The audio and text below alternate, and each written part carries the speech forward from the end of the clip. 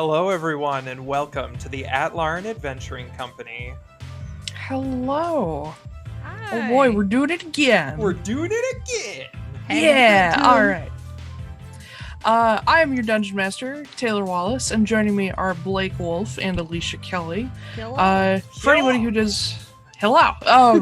For anybody who does not know, this is a 5th edition Dungeons & Dragons campaign with a lot of shenanigans. I'm keeping that part. I like that part. Atlaran is my homebrew world, about 6 years in the works, and if you like the stream, don't forget to subscribe and follow us on Twitter. That is at AtlaranADVCo. AtlaranADVCo. So, that is how you spell it. I believe that that went pretty smooth, and now I'm just... Yeah, no, you did a good job. It's fine. But we do have an intro to go into our characters and where we've been so far, and then we'll go into a recap. Yes, we will. Here we and away we go. Oh, God.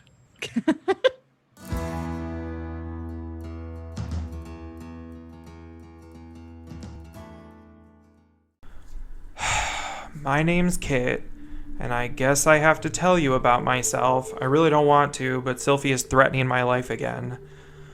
I was born in Amnoblin as an Elusir. The tribes of the Elusir are born with special gifts that come of age as they do, granting them powers like that of their totem.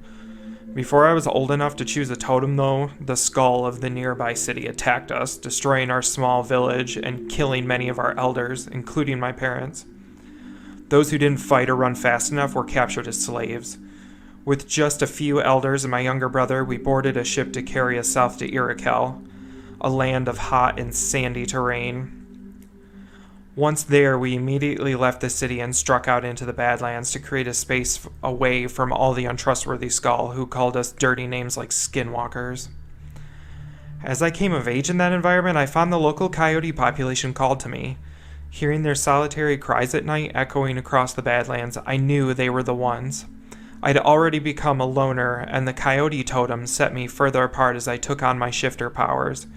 With fur sprouting in odd places, a set of dog-like ears, and claws, I stuck out easily amongst the Skull whenever I visited town to play tricks on them, just like the god Savros would want me to.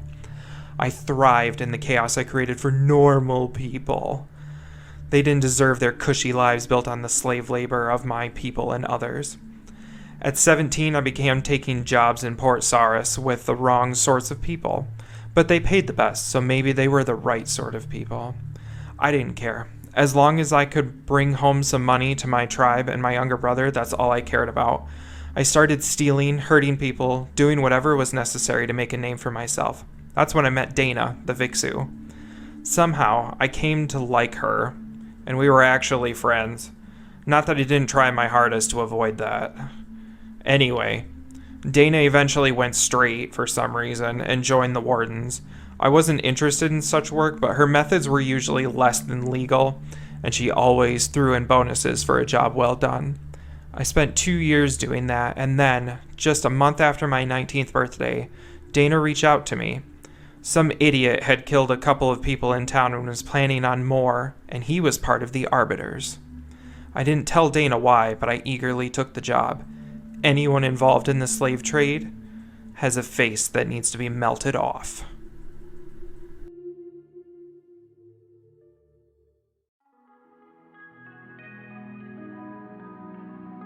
Sylphia Phelan here, Sylfie to my friends.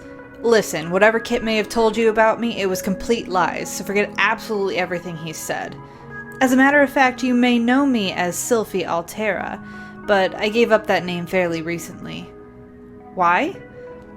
It's a bit of a long story. I was born without a family name, living as a street urchin in the unforgiving streets of the city of Moore's Rest. Hunger and desperation were my early childhood friends. The only companion I ever had was Marin, my older sister. I'm still not quite sure whether we were biologically related, but the trials and tribulations we experienced as starving children forged our bond as sisters that was as strong as iron. Wherever Marin went, I gladly followed. It was from Marin that I learned to play lute, and a casual hobby became a source of income for us. For a good enough performance, even the rapscallions of Moore's Rest would gift 2 talented young ladies with a few coins or a hot meal. It was from these street performances that we attracted the attention of one Alistair Altera and his wife Wedna, and he took us in to give us a roof over our head and a belly full of food each night. At first, I was delighted to be finally part of a proper family. With Alistair and Wedna and our 2 adoptive brothers, Redner and Flynn, we made a scrappy family of cheats and hustlers, willing to do whatever it took to survive. It wasn't much, it wasn't loving, but it was more than I could have ever dreamed of. The innocuous thieving and swindling soon turned sour, though, as Alistair made friends with the insidious Arbiters, the intricate band of pirates and thieves that run Moore's Rest. Soon, our jobs turned from petty theft to murder for hire.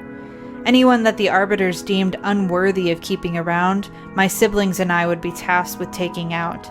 At the ripe young age of 14, I was a seasoned assassin, using persuasion and charm to lure men into a false sense of security before delivering a most cruel message.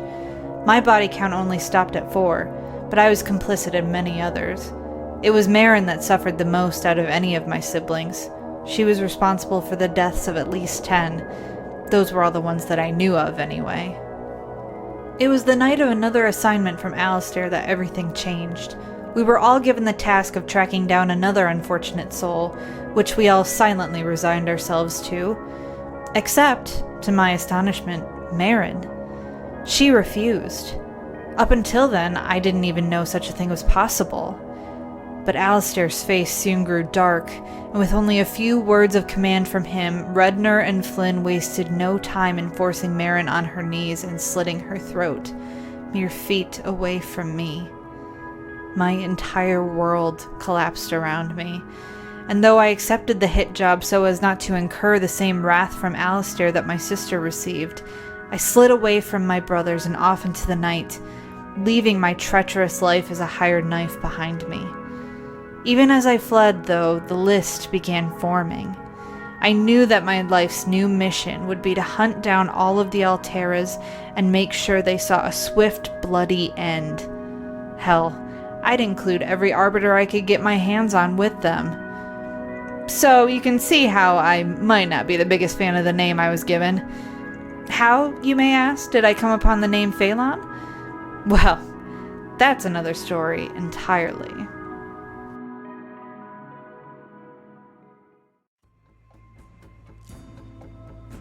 And so we have our unheroic, troubled travelers, one born with the ancient magics of the Elusir totems, and one only just tapping the primal arcane at the behest of a fickle sea titan.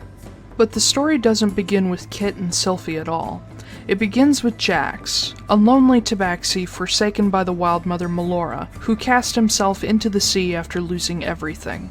When he woke, a whalebone ring had appeared on his hand, unremovable. Unable to die, Jax wandered far until he landed in Amnoblin, taking odd jobs. Doing much the same to make ends meet was Sylphia Altera, and also wandering was Aether of Rhyme, taking time away from the Annika Academy to see the world. The three met by happenstance on the day of the new year, the spring equinox that also happened to be the 200th anniversary of the Calamity.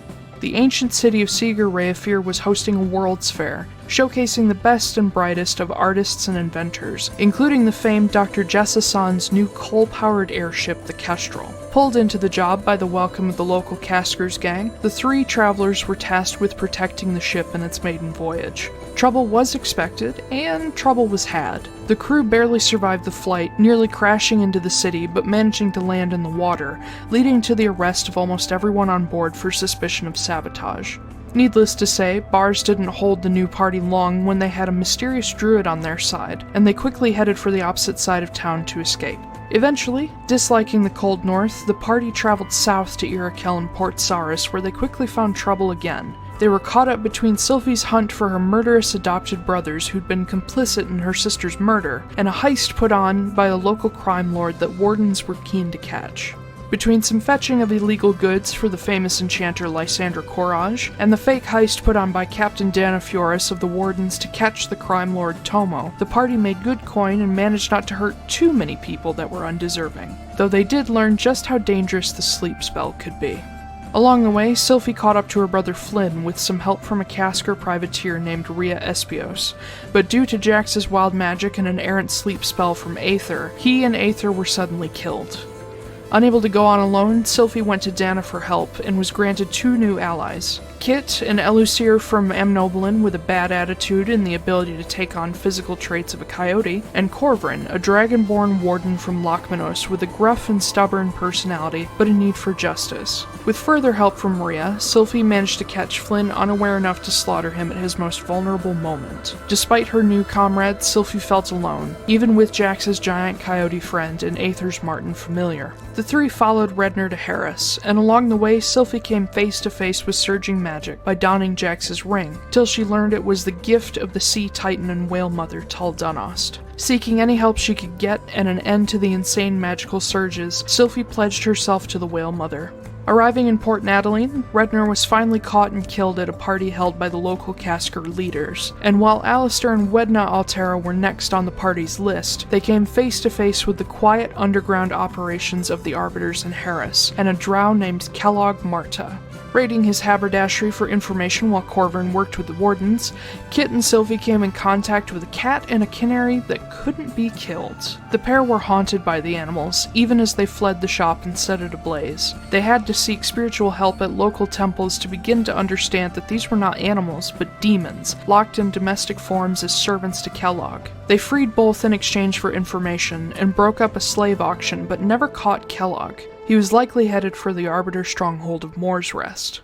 Hearing of Alistair in Midcord 10 days away by ship, the party made for the heart of the shattered continent and arrived just in time for the summer solstice celebrations. Among snooping around, finding great food, bothering an egg roll vendor, and meeting a fantastic traveling circus known as the Phelan Caravan, Sylfie found a little confidence and got desperately needed unconditional love from the caravan whose members accepted her like family. And Kit too, if he wanted.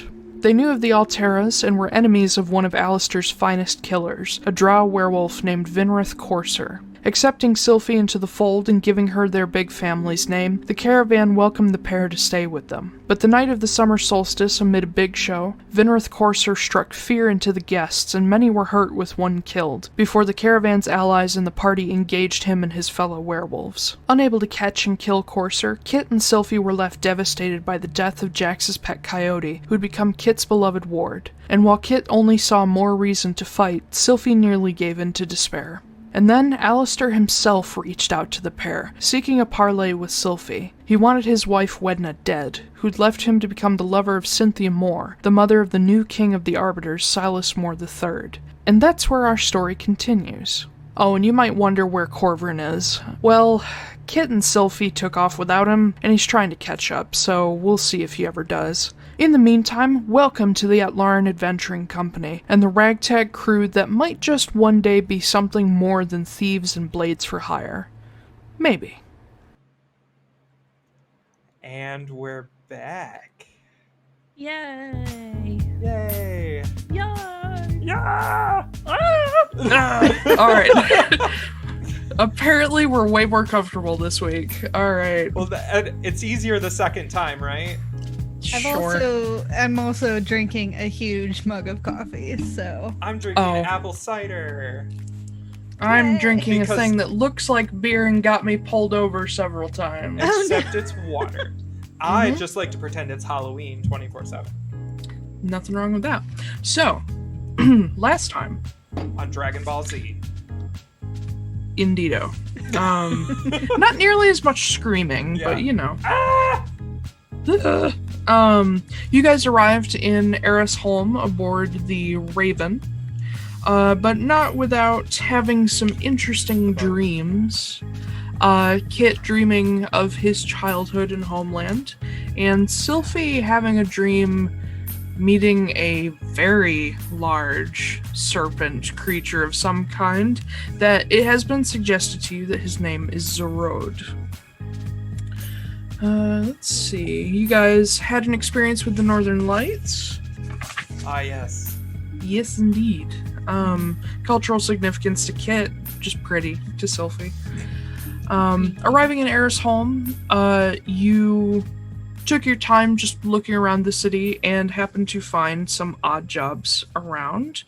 particularly a bounty on a thief set to rob potentially either a blacksmith or a merchant's home on the other side of town. You also learned that there was a bounty pretty much across the continent on Kellogg, a drow that you have been looking for ever since you burned down his haberdashery. He had it coming. Mm-hmm. He had a crumb. He only had himself to blame. If you'd have been Good there, lord, guys. If you'd have seen it, I bet I bet you would have you toasted a would've done the marshmallow. Are you done? Yeah, well, All right. With Bull, your big old bugbear buddy. Oh, bull. our big old bugbear buddy. Indeed. Say that 7 times fast. You told Captain Ziegler that you were going to stay in Erisholm for an extra day, and you went to stake out these 2 locations. Met a Furbolg blacksmith and his kobold assistants, who were curious as to what Sylfie was up to, while Kit was having a little bit of a nap. And on your way back to pick up Kit and get the evening's hunt started for the thief, you adopted a couple of puppies. God. And per Bull and Kit, Bull, who wanted to do it to make Kit feel better because he was worried, he was unhappy, you named them Charlie and Hinto. Little Hinto bean. And I think that pretty much catches us up.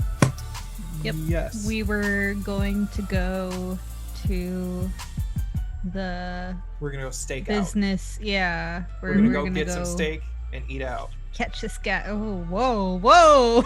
What? Nothing. You never used the phrase eat out? Like at a restaurant? I mean, I know the other version, I- but I guess I have a gutter mind. I guess so. welcome to the club. Yeah. We're just gonna go eat out some steak. Can we start the game, please? Yes. So Bull just finished setting up the puppies in his room so that they're all taken care of for the yeah. evening, and you guys have made your way off the Raven back into town to go set up and wait for this orcish thief to show up. Cool. So what are you doing? We're going into town to set up to wait for this orcish thief. What else are you doing? Do we have to do anything else? Well, Not that tell me I how you're know. setting up. Oh, well, we're going to stake out this time. Yeah. And I don't know, is there like a bush nearby that we can hide A in? bush. It's like the middle of town. Yeah, kinda. Is there a There's park not bench? There is, that was previously used by Bull. Oh, yeah. Yeah, there's a small bench nearby that's sort of inside of both buildings.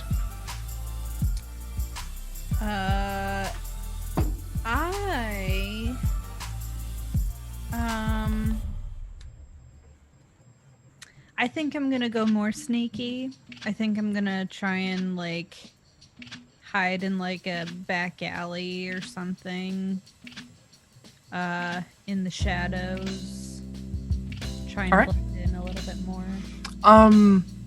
Considering that, you're only going to be able to get an angle on one of the buildings if you do that, because you're going to be closed in. Which Well- building are you trying to look after? I guess before I go do that, I'm like, okay, so I could only really see one building. Which one do you want to look at, and which one do you want me to look at? I'm gonna take the building with people in it, not the blacksmith shop. The the Yeah, the house, that's what they're called. the blacksmith shop does have a home residence above it, just PS. That's fine. the merchant house. Yeah. I'll take the one that's not a merchant house. The one with the little girl that makes baskets or whatever. That is the merchant house. Whichever one is not the blacksmith, I'll take that. Okay, the merchant house. Oh my god. There's only 2. Okay. We're Sure. doing so good. We're really good at You're this. so good. I love visualizing. I'm so good at imagination. Yeah, okay, I'll take the blacksmith then. All right. So I will hide in an alley that I can see the blacksmith. You would hide in an alley. I mean, yeah, it's kind of what she does. Yeah, I know. Yeah. All right, so Sylfie, go ahead and make a stealth check. Hold on. Oh, no, Hold pause. I'm wearing Hold my- pause, Oh, please. what? Okay. I, how long does Pass Without a Trace last? I got my book. I'm trying. What? That would be helpful because I have disadvantage because I'm wearing my chainmail. Yeah. Disadvantage because you're noisy. Yep. Do keep in mind she has to be within 30 feet of you to get the benefit. Yeah, I didn't know if she was going to be or not. But it lasts up to an hour. Yes, it does. Thank you. I just found it in my book. Mhm. Yes, so I'm going to cast Pass Without a Trace on myself. And if you're within 30 feet, congratulations. Am I within 30 feet? Well, it depends on what Kit is doing. You asked about a bench. What are you doing? So, are there any, like, shrubs or something out in front of the house? Something kind of central that's not in the middle of the road? The only places where there are plants is like people's fenced-in yards. In front of the merchant house, there is like a front garden with shrubs and that kind of thing. But otherwise not really outside of private property. I guess I'll sneak up to the house and, like, tuck myself in the shrubbery. Okay. Being that the two places aren't that far apart, duration is within 30 feet of you.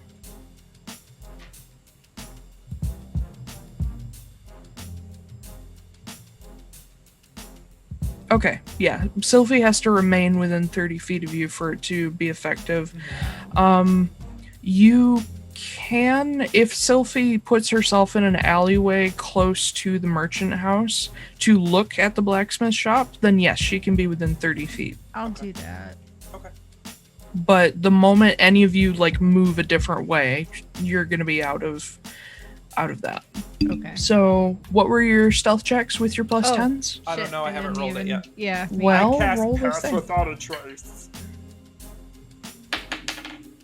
Oh boy.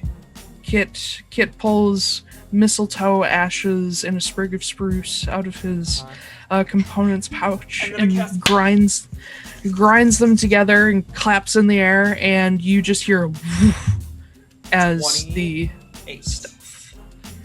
ash spreads over you guys, and you're suddenly a little more stealthy. Okay, 28. 28. It's an extra plus 10, correct? Yep.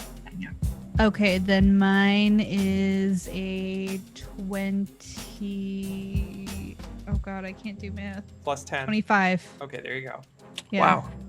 Couldn't Just- add 15 to 10? Just bump the 1.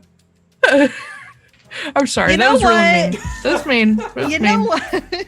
We all need caffeine today. It's all right. I Yeah. just woke Yes. up.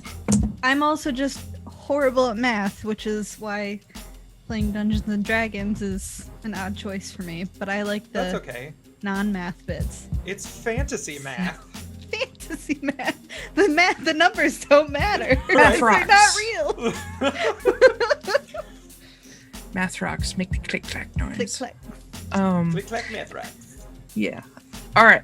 So, settling yourselves into bushes and or alleyway, depending on your preference. That sounds weird. Anyway, bushes or alleyway. Yeah. The two genders. Yeah. Bush. It's like all those memes you see with like baby showers, and they're like, is it a tractor or is it a cart? Like, you're like, I don't know. Is it a bow or is it a gun? People are weird. Yeah, man. People? Yeah. Okay. Yeah. But anyway, you guys set yourselves up. Mind you, it is just like dusk. The sun is still sinking below the horizon as you guys hide, and everybody's moving along, hasn't noticed you. And you sit in either trash or leaves for a while. Please. How long are you willing to wait? As long as it takes. I guess if it gets like, I mean, yeah, right? Like, Right? this is what we're doing tonight, so. I'm gonna stay here in these leaves forever. Whoa, I don't know about that. I don't but, either, yeah. I guess until it gets to be like, the sky gets light. Until dawn? All right. Yeah. Then the Wendigos come out. Until dawn! Sorry, Okay, Rami okay, Malek. not.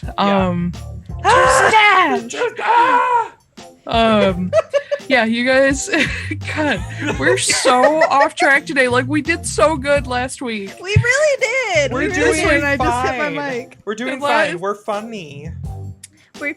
Are we Yes. really? Yes.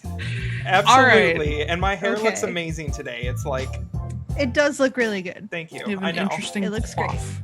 and I got the fun button going on. I always do it off to the side because I want it to look like a wave, but I don't want to do a faux hawk, so I look like I'm 12. Yeah. Yeah. Okay. Continue, please. Yeah, indeed. So you guys make yourselves as comfortable as trash or leaves allow, and just sit there. Sylfie, your cover is less just straight up hiding and more looking like a bum, just sitting in the alleyway that nobody thinks about. Whereas Kit, you've like thrown branches over yourself and you're just one with the tree. I am one with the tree. The tree is one with me. So it gets fully dark around 10 p.m. and you wait an hour. Pass without a And trace another disappears. Yeah. Okay. Your stealth check kind of holds because you haven't moved, but you know. Midnight comes. You're probably getting kind of like sore and stiff in these positions for so long. I'm gonna take out like a ration or like a granola bar or whatever and munch My on it ye a old little bit. granola bar. Yeah. Yeah. You gotta stay fed Carb up. and hydrated. Yeah. Mhm. Is your granola Yeah, which- bar wet?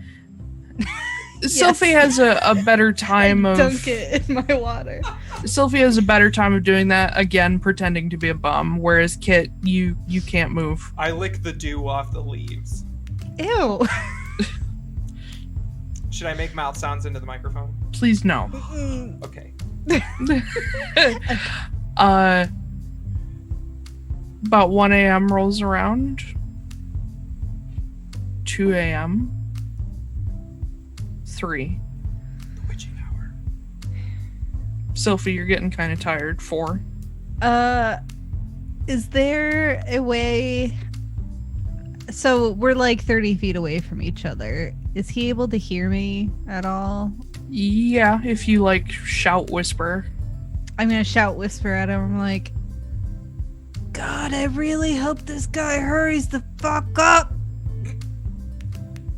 Kit makes some rustling sounds in the leaves, which probably sound like. Yeah. Yeah. But around, both of you go ahead and make me perception checks as it's completely dark. It's gonna pop off. It's gonna pop off. Natural motherfucking 20. All so right. 27.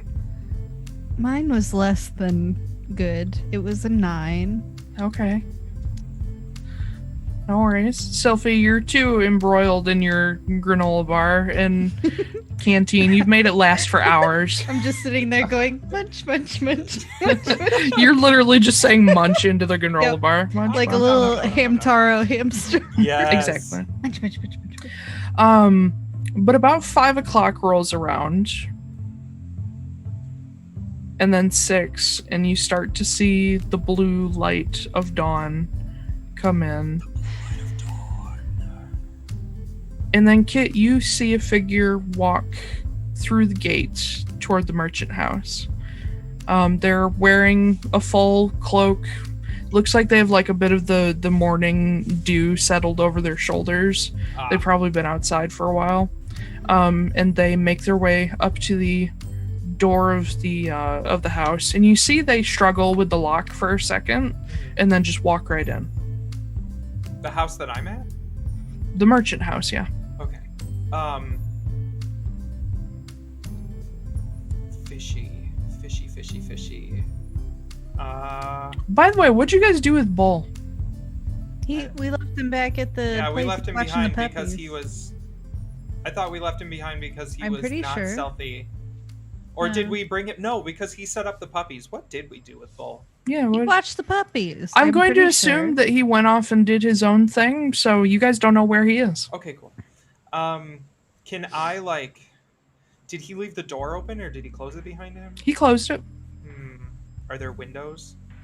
Yeah, they're big, like French style windows. Perfect. Can I like press my face up against the window and just like look inside and be like, yes, go ahead and make in here? Go ahead and make let's say an investigation check for this one. Okay.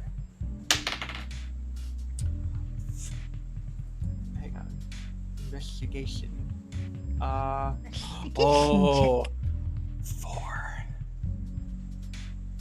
Wow. All right. Yeah, that's not good. Yeah, you press your face up against the glass and immediately fog it up.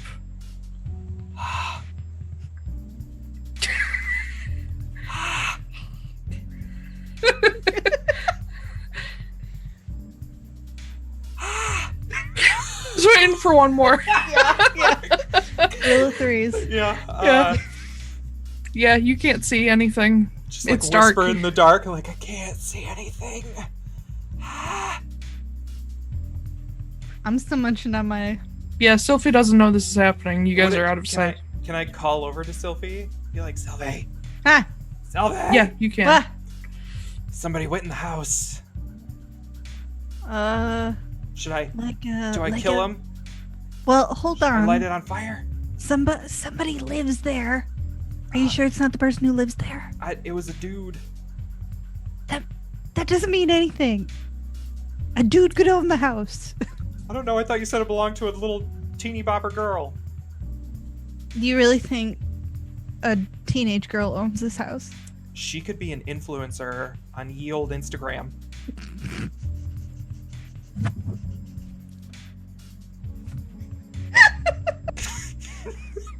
Is that that tree over yonder that people just put their portraits of themselves up Yeah, on, yeah. and then people can comment? They like walk by and they put little hearts on it. And the more you get, the better you are. Some people sell product. I still don't think if they are underage they own the house. Probably not. Taiylor, come back. Taiylor, come back. We need your guidance. We need you. Guiding you, Guidance. motherfuckers. We're two ding dongs. We can't do this by ourselves. Oh my god. Speaking of guidance, I'm gonna give myself guidance, and I'm gonna walk up to the door and I'm gonna pick the lock. Okay, Well, first I'm gonna check to see if it just opens. it does. Oh, It's okay. unlocked. I'm gonna do it as stealthily as possible. I'm gonna sneak up on it.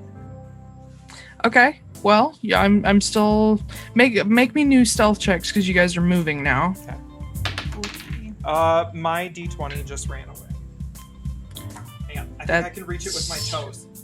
Oh no! I'm sorry. Oh, I fuck, got I a lost natural one. Oh no. Hang on, I'm still trying to get a hold of it with my monkey toes. Okay. It's a 5. I rolled Altogether, an- but it is a natural one. Unnatural 20. Okay. So, Kit, you very carefully just push it inward. And you look in and you see you're in a foyer with like a coat foyer. rack. I don't give a fuck. We're American. I'm just joking. I do give a fuck though. I corrected you on blonde. It's a mudroom. Yeah, but a foyer. Where you can see there's a wardrobe that like coats and cloaks would be put into, shoes off to the side. By the number of shoes that you can see, it looks like a fair number of people maybe live here. Ew. Just from the range of sizes. And you do see freshly kicked off in the corner are a pair of muddy traveling boots, and you do see the wardrobe is ever so slightly ajar, and there is a wet cloak hanging inside. It is dark. No one has lit any candles or anything. There is not a light at the Frankenstein place.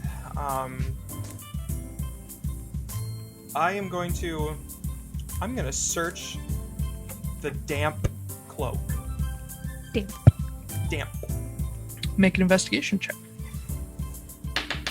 By the way, Sylfie has come lumbering up behind you and is making a fuck ton of noise. What you doing? Oh my god. Investigation is 19. I turn to Sylfie and like, shh, shut the fuck up. STFU. Okay. I'm sorry, what'd you say your investigation check was? 19. 19. Yeah, opening up the wardrobe and looking over the cloak. It doesn't have any pockets to it. It's like a sleeved cloak with a hood, Jedi style, Okay. but sort of a dark green color. You do see that there's quite an array of cloaks and coats in here that range from super cheap, like linen that wouldn't help you at all in the weather, to really expensive, like oilskin, trimmed with fur, just a beautiful, big furry coat that it's currently a little too hot for use this time of year. But nothing in any pockets or nothing like that. Actually, there's one thing you do notice about that cloak. Oh, okay. I thought maybe there was like a cold, snowy breeze coming from the back of the wardrobe. Keep searching wardrobes, and one day it will be true, because it's going to happen. Every wardrobe now. It's going to happen in my world. So does that mean when you find it that it leads to our world? Oh, that would be horrendous. My world is not Narnia. Well, I know, but like fantasy world would be no, kind of like... Spoilers. We end up in fucking Grand Rapids, Michigan. No. Spoilers. There are wardrobes and like cupboards here and there that lead to other places, but you have to find a magic user's house. I read that book, The Elusir in the Cupboard. No. Okay. We don't want to equate the Elusir with no. I know, I'm just kidding. But no, there is a place somewhere in the world where you can open up a wardrobe and walk into the Feywild. So we're finding it. Good luck. New mission. Of the millions of wardrobes in the world, we'll just search them all. Anyway, you do notice something in common with several pieces of clothing in here, mostly the richer garments. They all have a lapel or like a lapel pin, or like a pin on the chest that is a sort of raised like half dome in gold that has these wavy lines going over it and little dots on either side. Imagine like the pattern on the golden snitch, that kind of pattern, but no lettering. It's just a pin. I'm gonna take one. Okay. You snatch one off a less used looking coat. The golden snitch pin. Yeah. It's double pronged, so it's sharp. Be careful. Yeah. Can I just listen to see if like anyone's coming, or make a perception check. Perception check. Oh god, come on. 10. Nope. House is really like inordinately quiet. Yeah, I was about to say, with how many people are supposedly here, that's like kind of suspicious. Super I mean, the sus. warden did tell you they left often on trading missions. Right. But there's like shoes and stuff here and coats, so I would think that from the number of shoes in different sizes, you can probably guess around 8 people live in this house. But there are multiple sets of shoes for most of the different sizes, so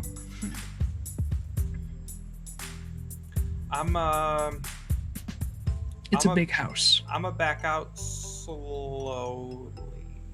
Okay, you back into Sylfie. Well, Sylfie, get the fuck out of the way. Let's go. Let's go. What? You didn't Let's go. express you Let's didn't okay. Go. I'm didn't- What are both of Okay, your fine. passive perceptions? 17. 13. Okay.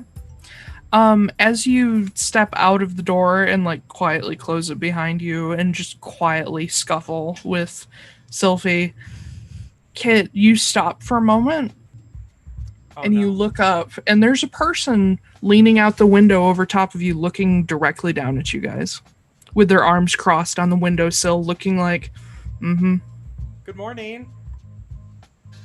What? I kind of smack Kit on the arm. Like, I told you this isn't our house. Do we need to lie to them? We were sent. Excuse me. Pardon me. My microphone. We were sent to watch your house by the wardens. Looked kind of sus, but we got it all figured out. And just to give you a quick description of the person, they are a half-orc. Very nice clothing, like fairly rich. You see one tusk is a little bit longer than the other. The other one looks like it was broken a while ago. It's forward. No. Not shaved down, they're broken. Yeah, broken. But... And he's got his the sides of his head shaved and the rest just pulled back and sort of... I guess gel doesn't exist, so like greased back? I don't know. Slicked. But yeah, he is slicked.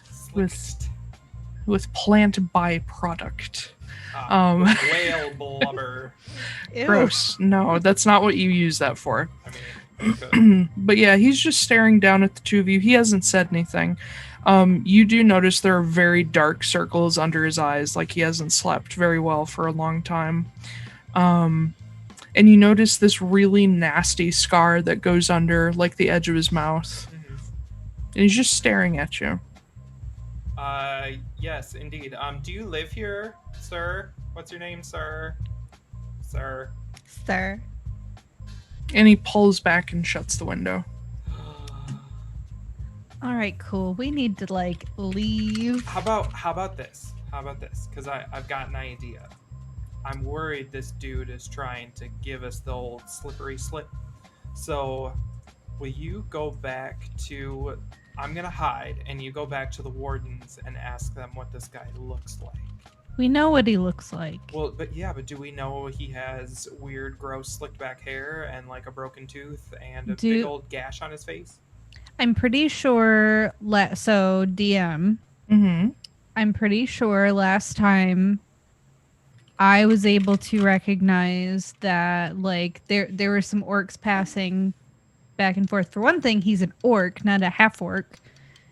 And I knew enough what he looked like to know that there were orcs passing by that were not him.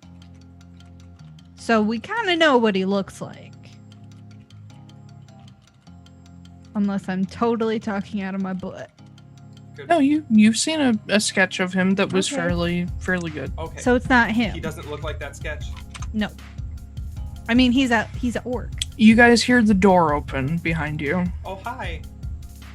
And just towering in the door frame is this fairly muscular half-orc in these rich sort of reds and golds.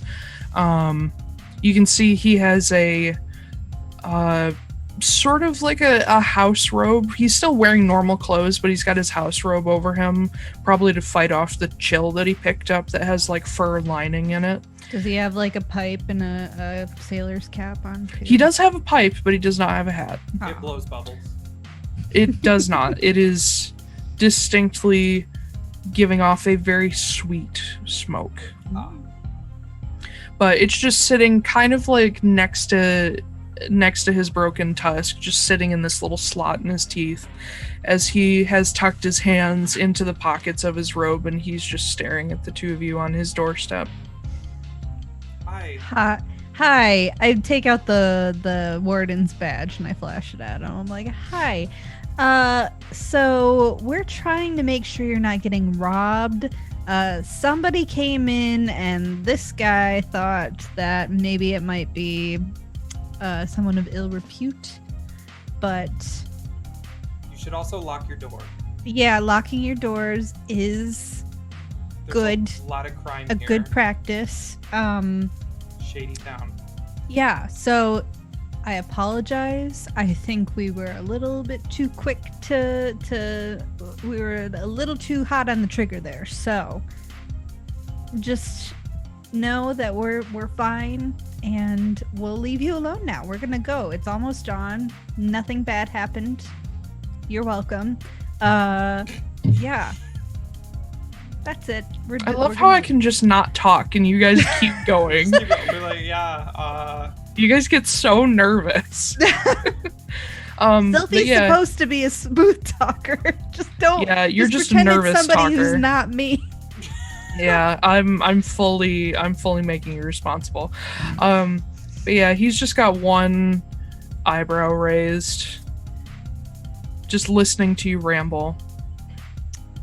Wow, you're a man of a lot of words, aren't do you speak common? Mm-hmm.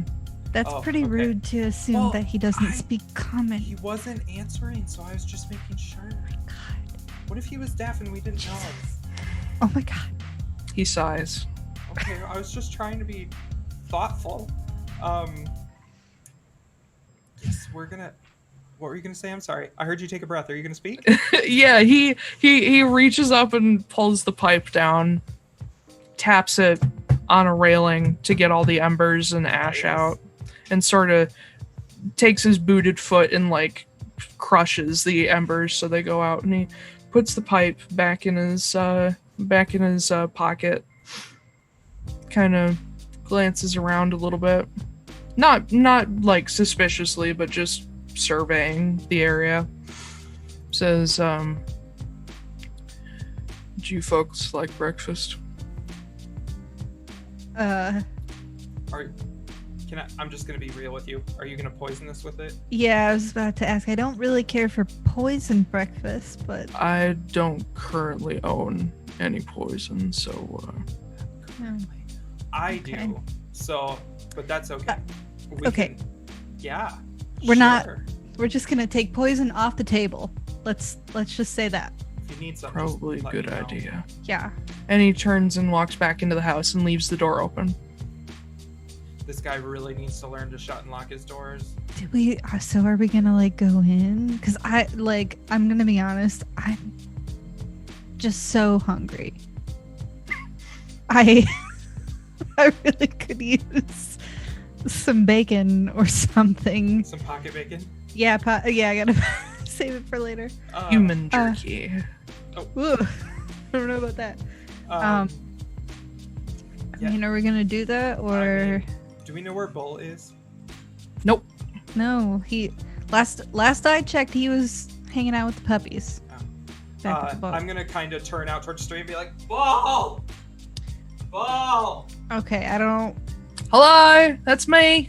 Yeah. Oh, Bull, where are you? Thump, thump, thump, thump, thump, and he comes running down the street.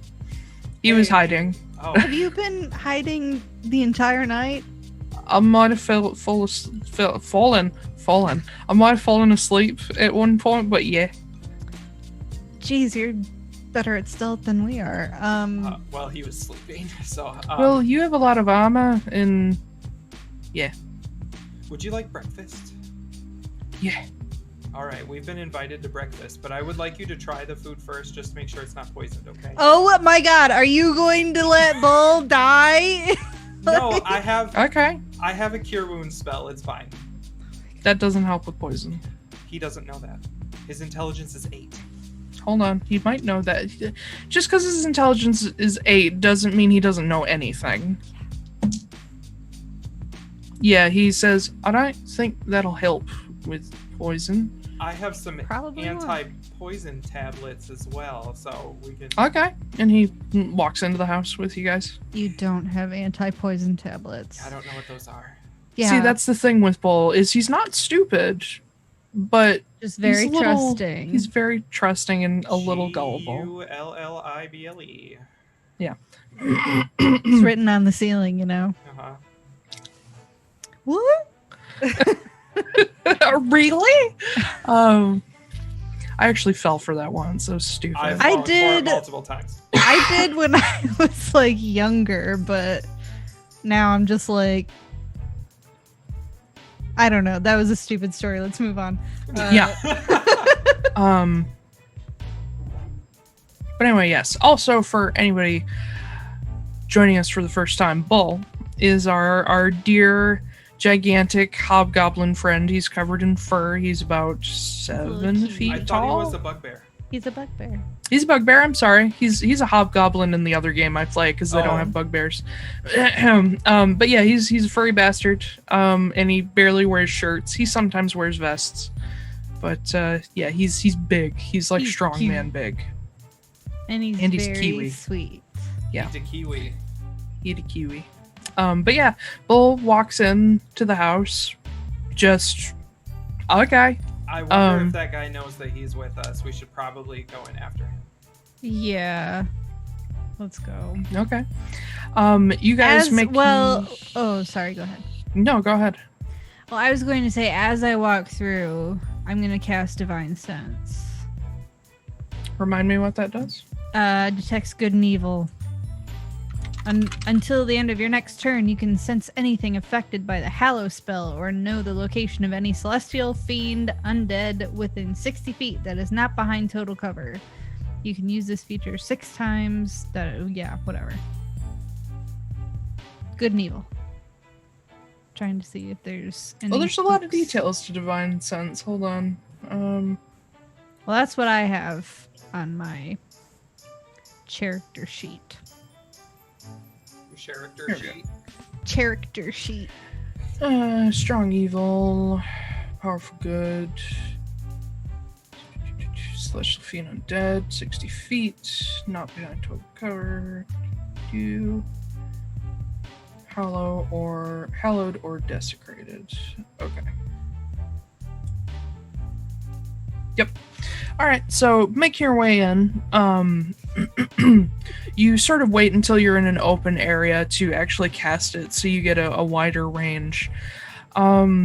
You are aware that there is a hallowed object, a very small hallowed object, on the mantle above his fireplace as you walk into the sort of den that's connected to an apparent dining room and kitchen.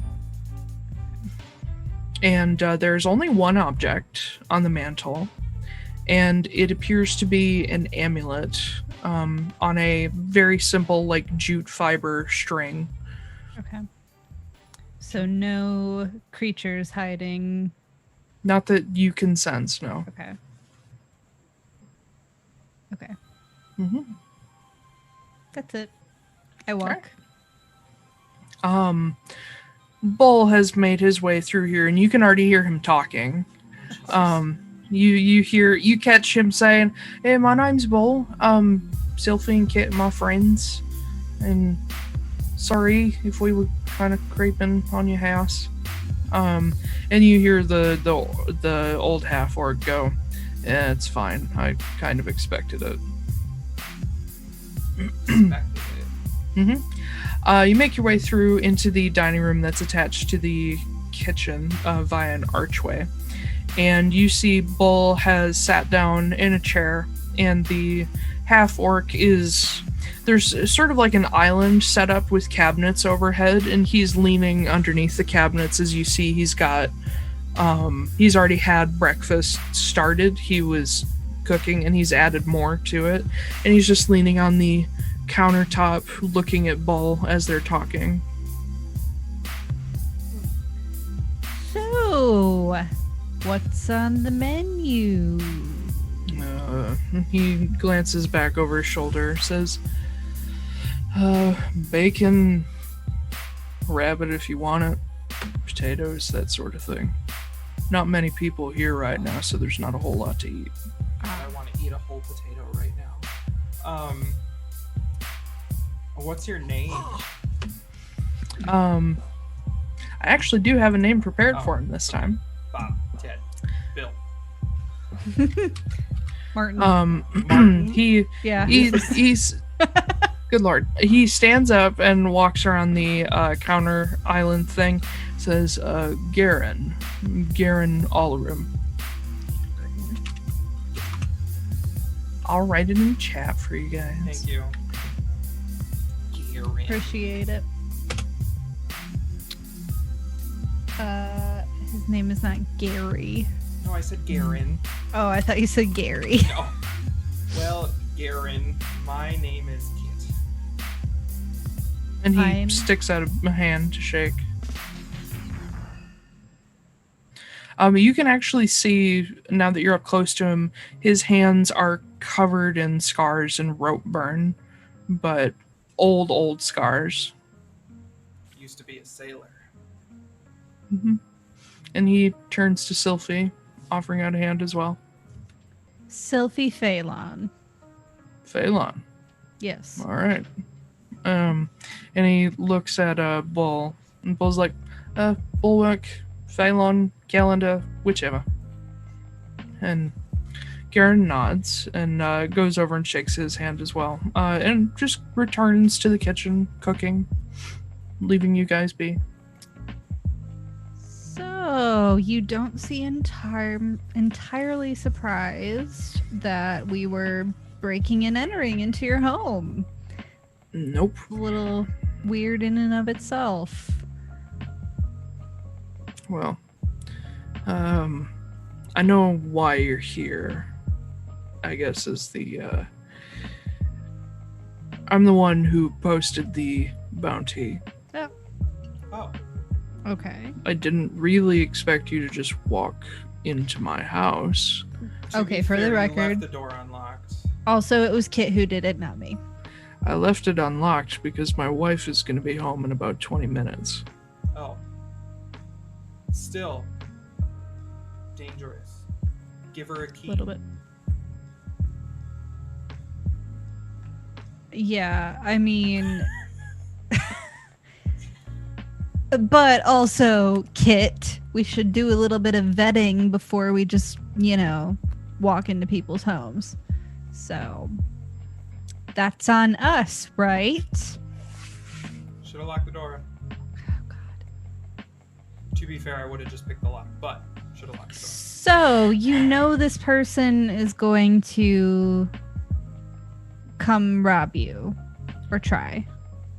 Or somebody near me, yeah. I'm one of the treasurers of the Bondsman's Guild. I handle bounties.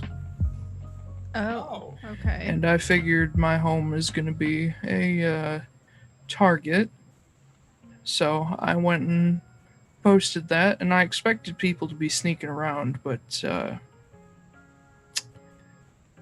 considering how you guys are operating, I don't know if you're ever going to catch them. Does the What is that Bonds supposed to mean? Guild have like a emblem? Yeah. Can you describe it to me? And he pulls his robe collar up, and you see the pin, the golden snitch pin. Gotcha. I take the pin out of my bag and I hand it back to him. I'm like, I saw this as well, and I was concerned you were the thief, so I was hoping to track you down with it. But here you go, you can have that back. Yeah, he takes it with a very mildly concerned look on his face, but you also get the impression that not a lot shakes this guy, and he just pockets it and goes back to cooking. And Bull, on the other hand, looks at Kit and says, "You really shouldn't steal things when you're trying to catch a thief." I thought it was evidence. Oh my god, you two. I thought it was evidence. Mm-hmm. Trying to be a good detector. And Garen speaks up and he says, "To be fair, you didn't know, but Yeah, I didn't know. Mm-hmm. Me and my wife and a few of my kids are all part of the Bondsman's Guild." Okay. Oh, is that the...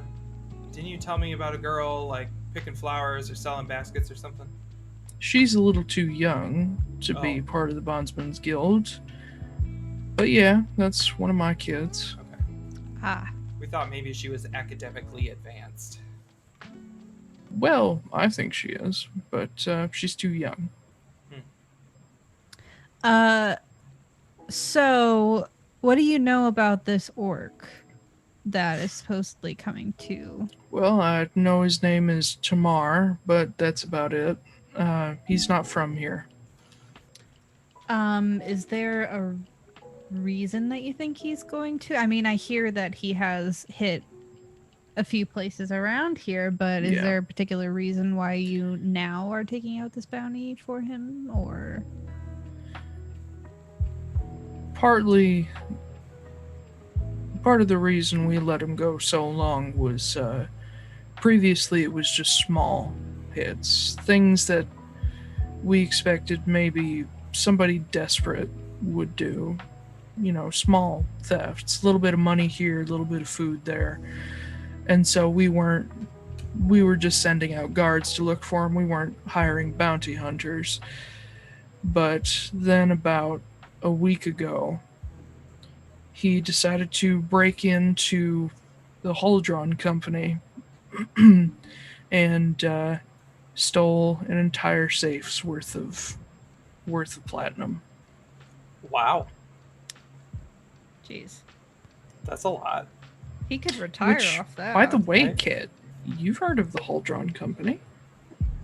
Have I? Do I need to make a history check? If you don't remember, sure. Yeah, I don't know who that is.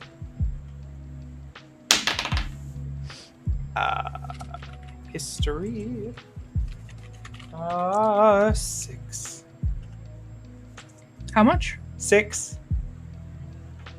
You know you've heard it, but you don't remember where. Let me go through my notes. That sounds familiar. The Huldron Company. What do they do? Huldron Company. What do they do? And he looks over at you, kind of surprised that you haven't heard of them, and says, they're a canning company. They preserve food, sell it across the world. They wouldn't happen to be in Port Saris, would they? I'm sure. They've got a few big operations on each continent. Huh. That sounds very familiar, I think. The Huldron Company, the cannery. Yes. I know who they are. Do you like them? They pay well.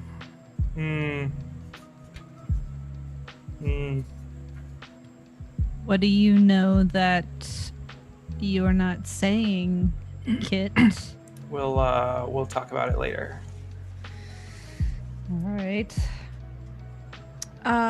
So, any other things that you can give us? Maybe we can catch this guy when he's not actively trying to rob you. Does he hang out anywhere around town? Do you know anybody who knows him?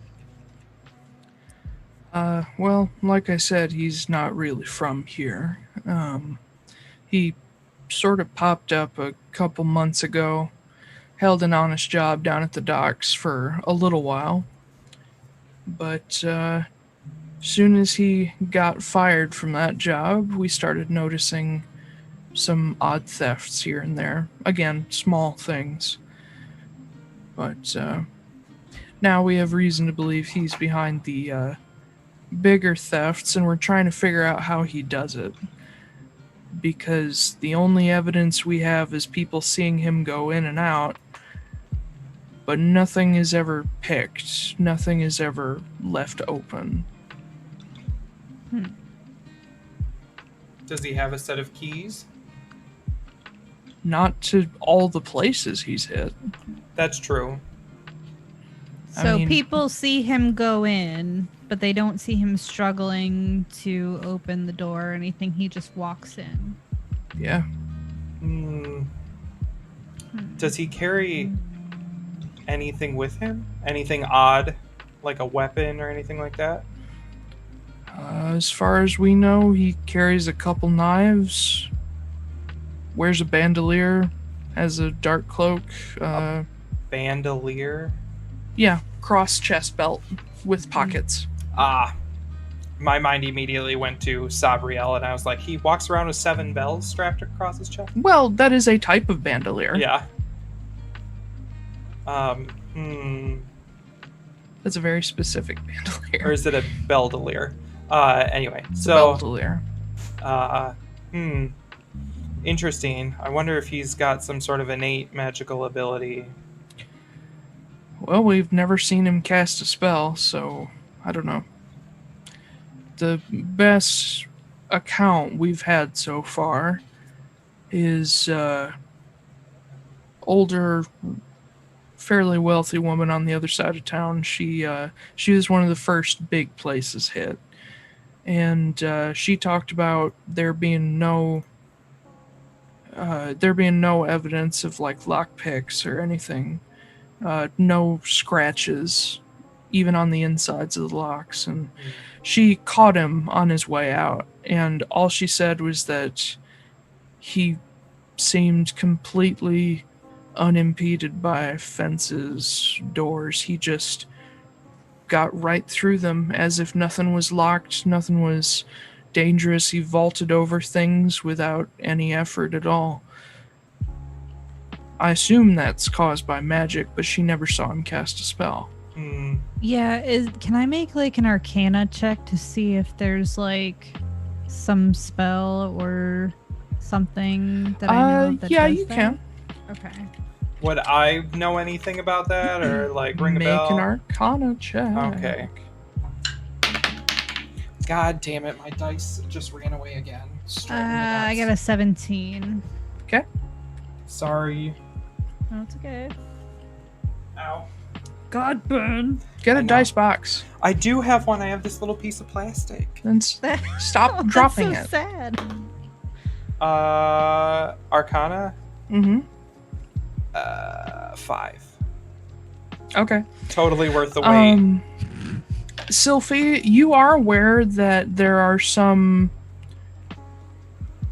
kind of more powerful spells that can give somebody an easier time moving through difficult terrain. Like if they were running through a forest that's full of brambles, they would be able to go at full speed instead of half. Specifically, freedom of movement. But that does not explain how he's just getting through locks. Okay. And sort of the way Garen explains it is he walks up to a door and just opens it, even if it's locked. Oh, that's cool. I want that power. As far as they've seen. I don't know. And just to add to that, because you had a fairly good roll, you do know of spells that can just open a door, but they do require a pause. Like the knock spell, you have to knock and wait. It takes about a round, and then you can go in. But he's literally just grabbing the handle and going.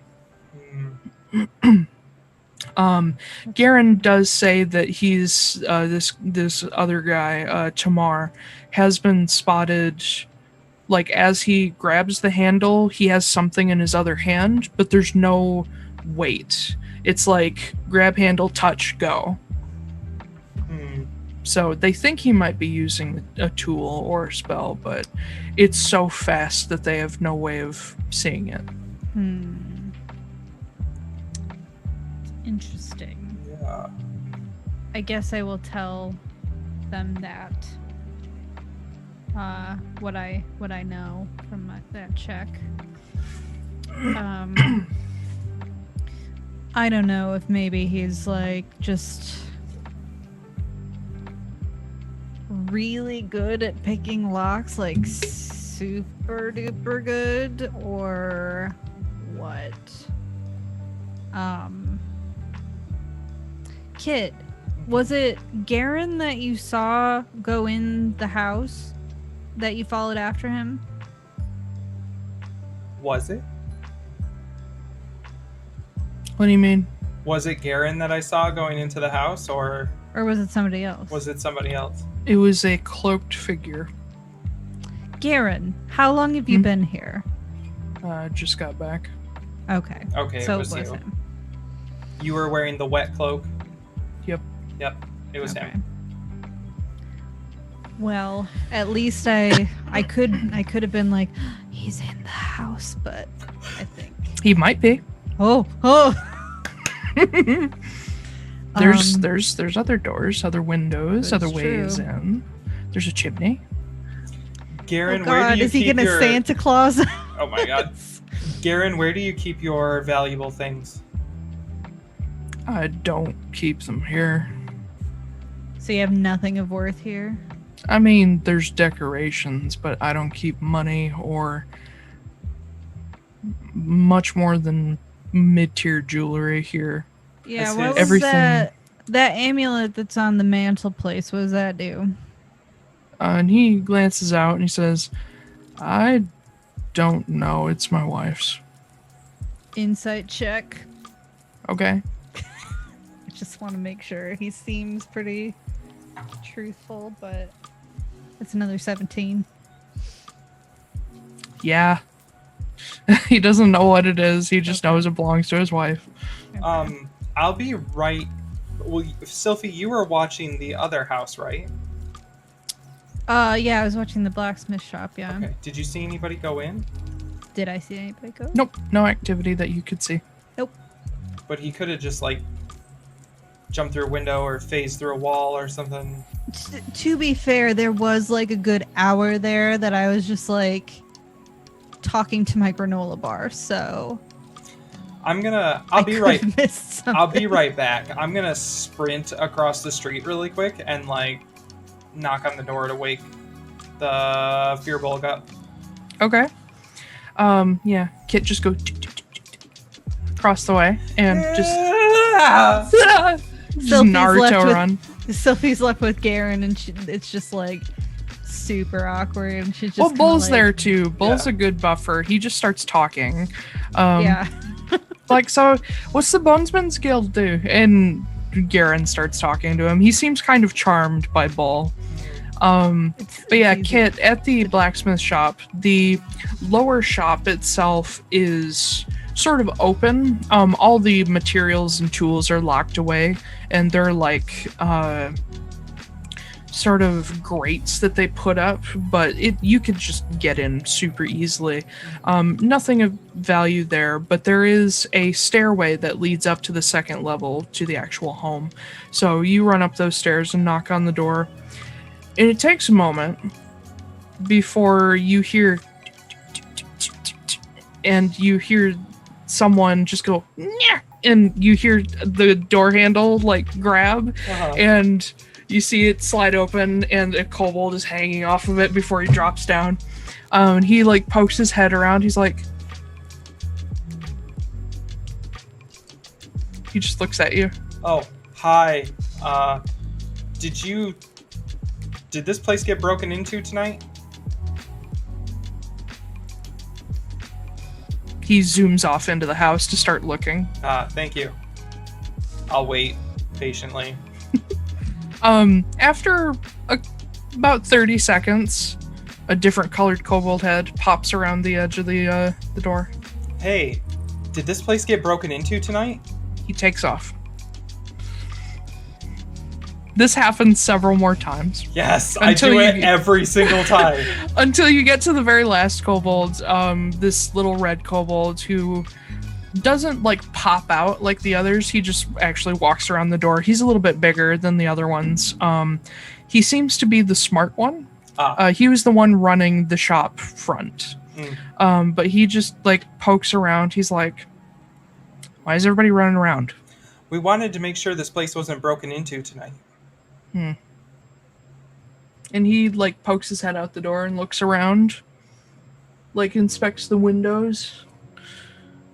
There wouldn't be any evidence of a break-in, but you would have things missing. How do you know? Because someone told me what happens when this guy breaks into your place. Yeah. And you hear big heavy footsteps coming, and you just hear a lazy kind of voice go, why are we all up at dawn? It's just too early. And the Furbolg comes out, and the kobold, like at rapid fucking speed, tells him exactly what you just said, like word for word. And the Furbolg kind of blinks, like he's too tired to catch up. He spends about an extra 5 seconds just catching up. He's like, oh, okay. He looks at you, Kit. He's like, you're friends with that girl. Yeah, who the old one. Yeah. That seems kind of rude. Yeah, she is rude. She is what she is. You're not here, Sylfie. Yeah. This is just a voice on the wind. Yeah, It it's is really rude. Oh, yeah. Rude. Hunter's mark. Yeah.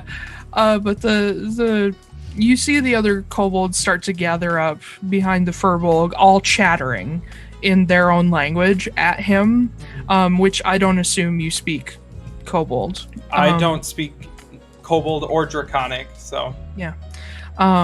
Draconic, that's what they speak, sorry. Yeah.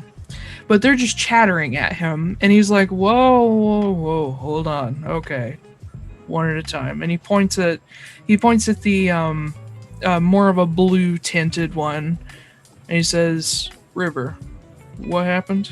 And the blue one goes,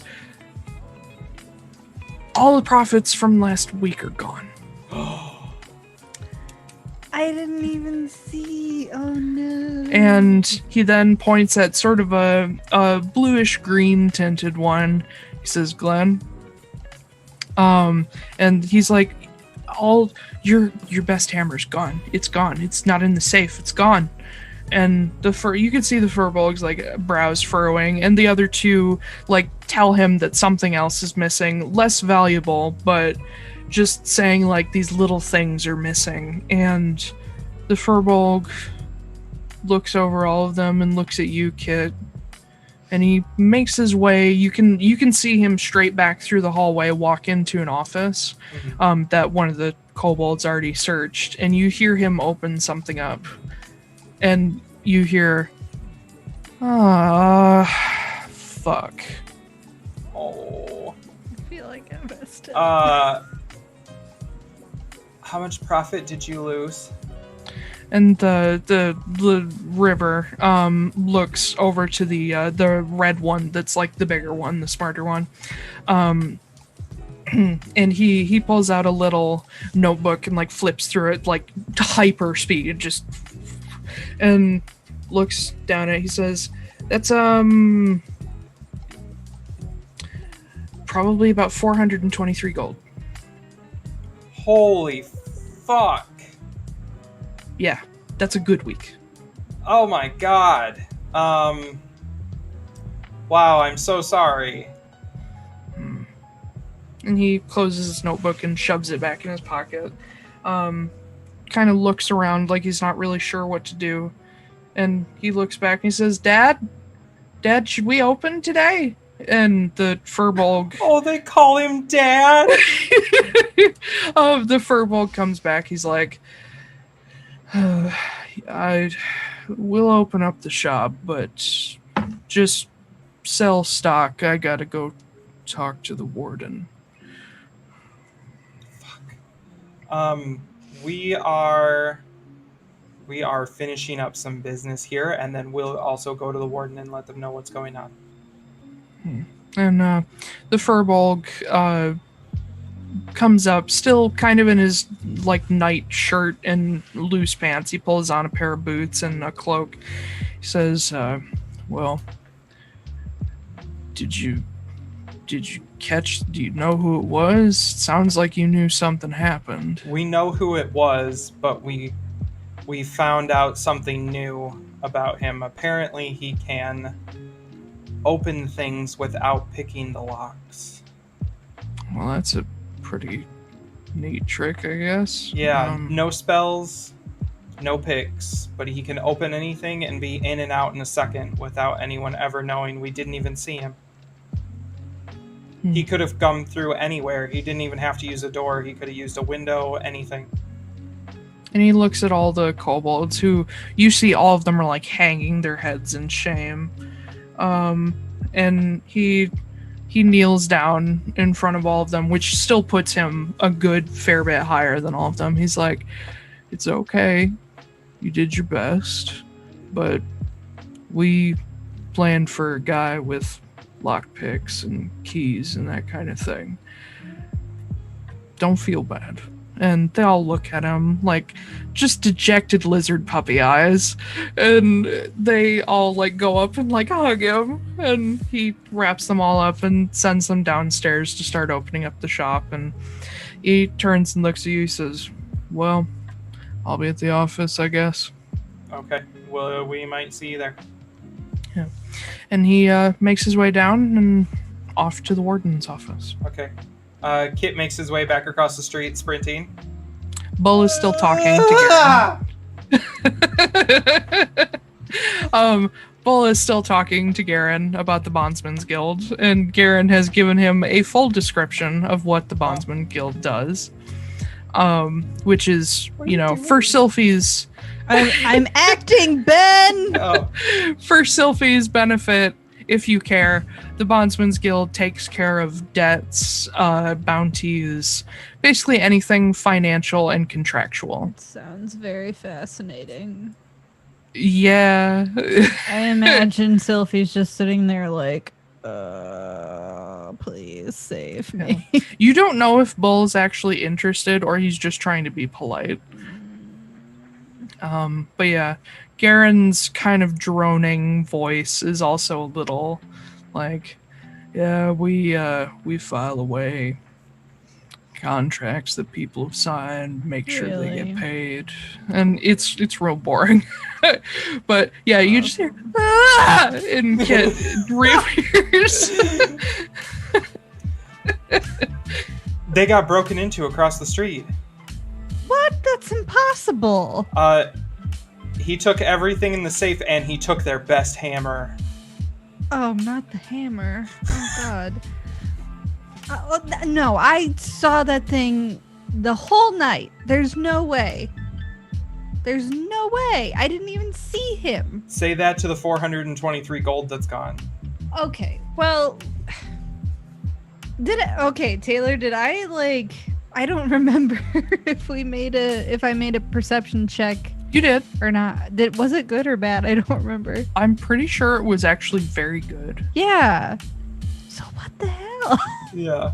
I think it was like the 17-19 range, somewhere around there. Yeah. He's sneaky.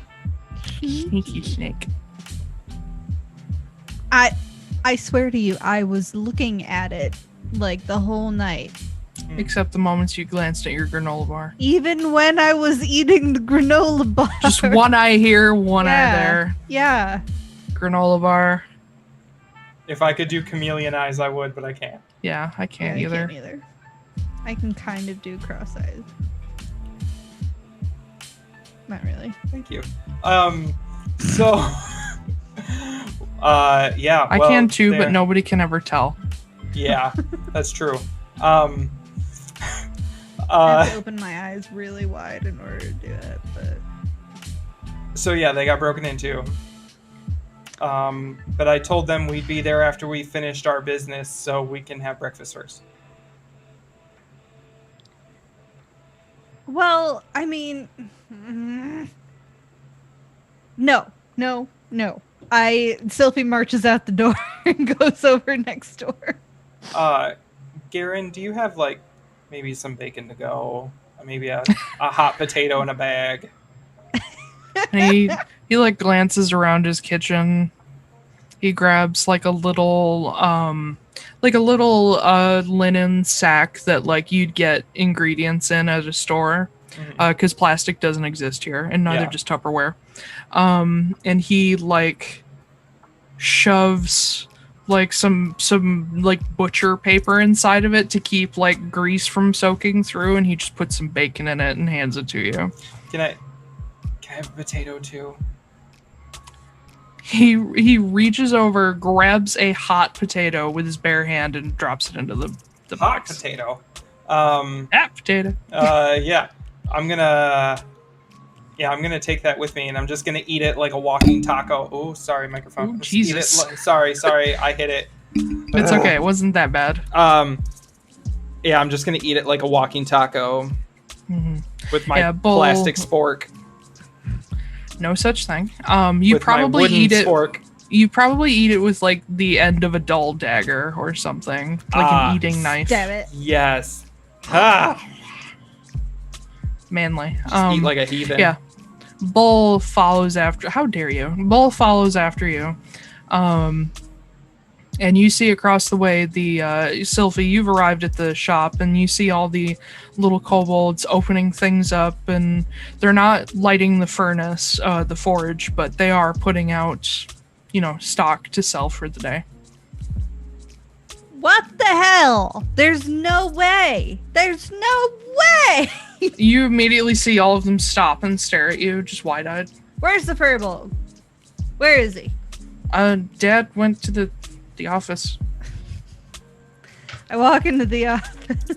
No, the warden's office. Oh, sorry. I thought you meant his office. No, he doesn't have an office. Okay. Can I please make an Well, he does. Oh. Anyway. Can I please make an investigation check to see if I can figure out anything that this guy has done at all? Sure. That means I'm gonna get a natural 20 and you can't tell me anything.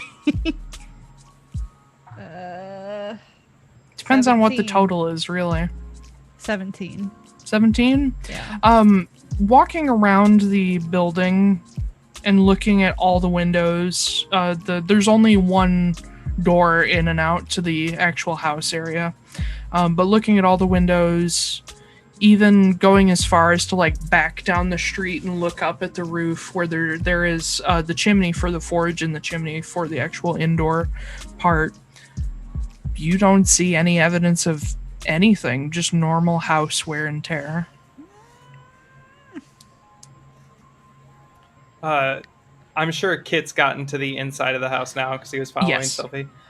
Yeah, the red kobold, as you guys are investigating, he stays with you, just not that he doesn't trust you, but it's his house and it's weird to have strangers inside with nobody watching them. Can I try to search for footprints or something? Make an investigation check. Okay. Ooh. Sorry, math. Investigation. 14.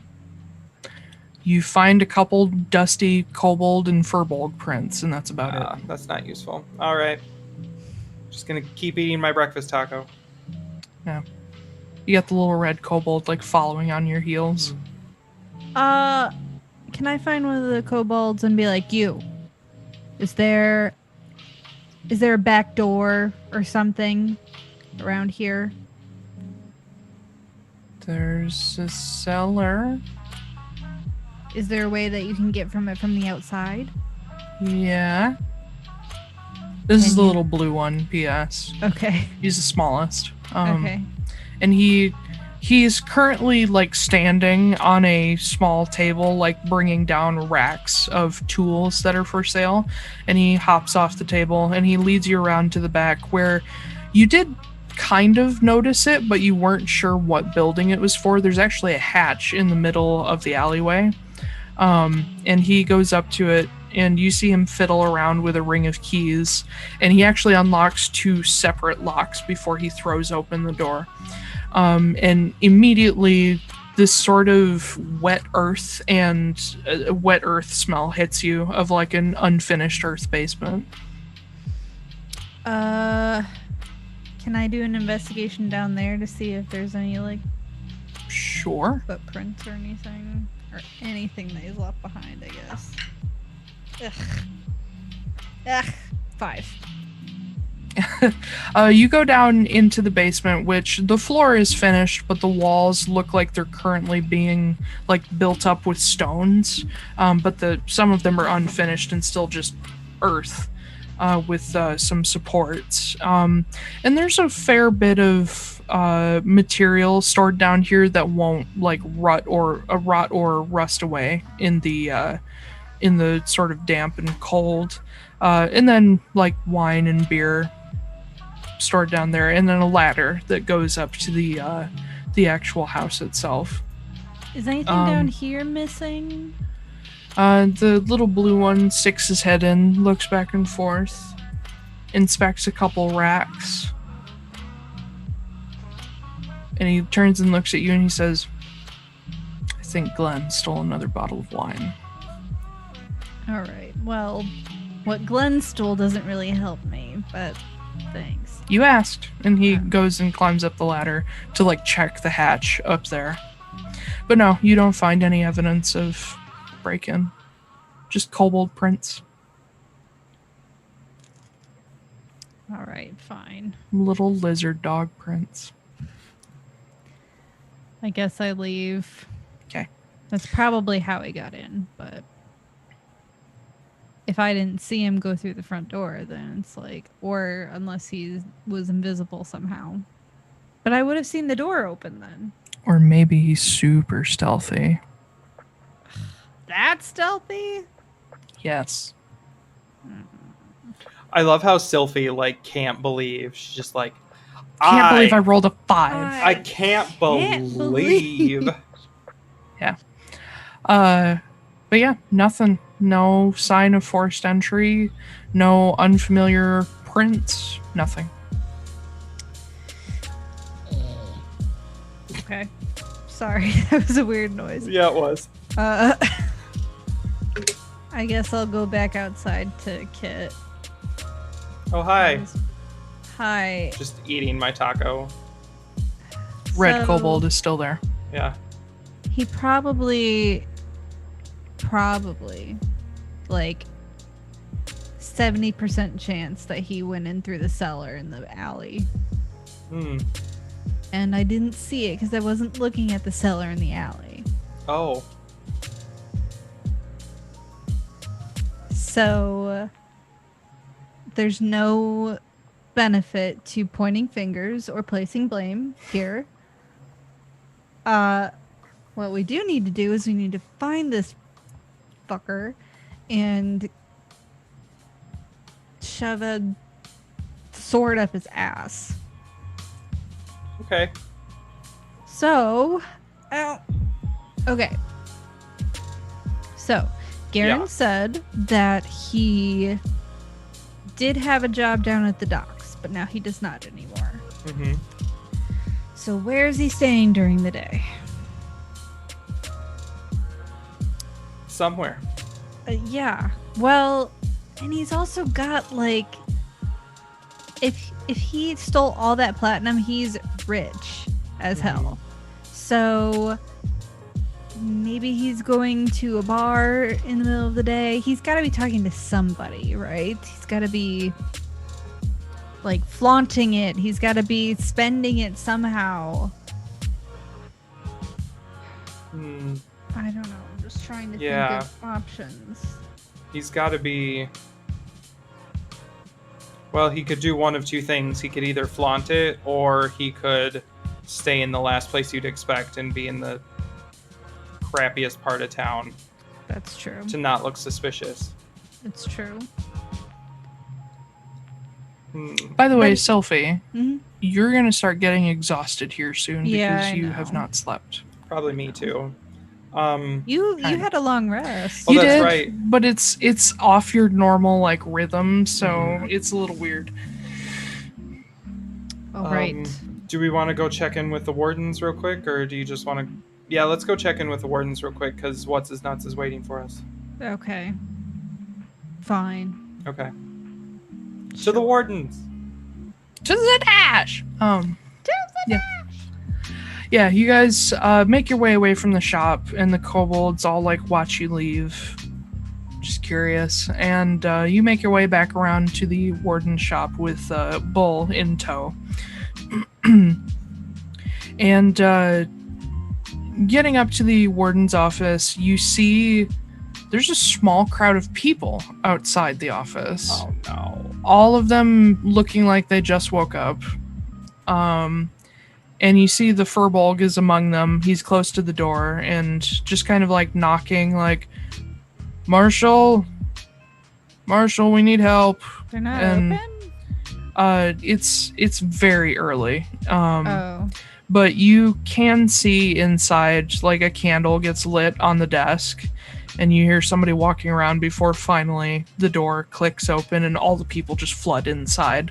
Oh no. Everybody talking at once. Whoa, whoa, whoa. Looks like a lot of people got robbed. Yes, that's exactly what happened. You hear among the just cacophony of voices, among these probably about 10 different people, you just hear them all saying like, my savings were stolen, lost 100 gold, and another person saying, all of my mother's jewelry is gone, what are you going to do about it? And things of that nature, where the Furbolg has realized that this is a lot and he has shut up and moved into the corner. I'm going to walk up to the front and I'm gonna be like, everyone shut up! Make an intimidation check. Okay. I've never used intimidation before. I know. Ooh. That was a nat 20. Oh, All right. shit. 6. All right, Sylfie, yeah. You step up and with a sudden surge of confidence, you're like, everybody shut up. And everybody stops and turns and looks at you like, oh shit. And you hear the marshal, Zed, who's standing at the front of this crowd, say, thank you, ma'am. All right. You seem to have an idea what's going on. You two Yes. come up here first. Cool. I walk He means up. us, right? Yeah, I Okay. think so. Yeah. All right. So, everybody here had something stolen from them, yes? Yep. Yes. Okay. Did Just anybody several see, answers. Did anybody see someone break into their place or see someone leaving their place last night? They all look at each other, and one of them, this kind of scruffy teenage boy with like the too soft like beard, he should really still be You mean shaving. like what I The have? 5 hairs. Yeah. Yeah, what I'm growing. Not as impressive. Yeah. But Wow. yeah, just scruffy chin. He says, I saw like a tall guy in a cloak. What kind of guy did you recognize, like any defining features, anything like that? No, he was wearing like a mask. A mask? What the mask Yeah. look like? Yeah. Shit, I should have drawn it for you guys. He says, I don't know, it's kind of weird. It looks kind of tribal. Have you guys ever seen the Dragon Priest masks from Skyrim? Yes. Possibly, but I can't Like think of... Croesus. Grab an image for you here and throw it in chat. But anybody watching, just real quick, Google search that. But yeah, it's he describes it as having these like weird deep grooves and the eyes weren't super open.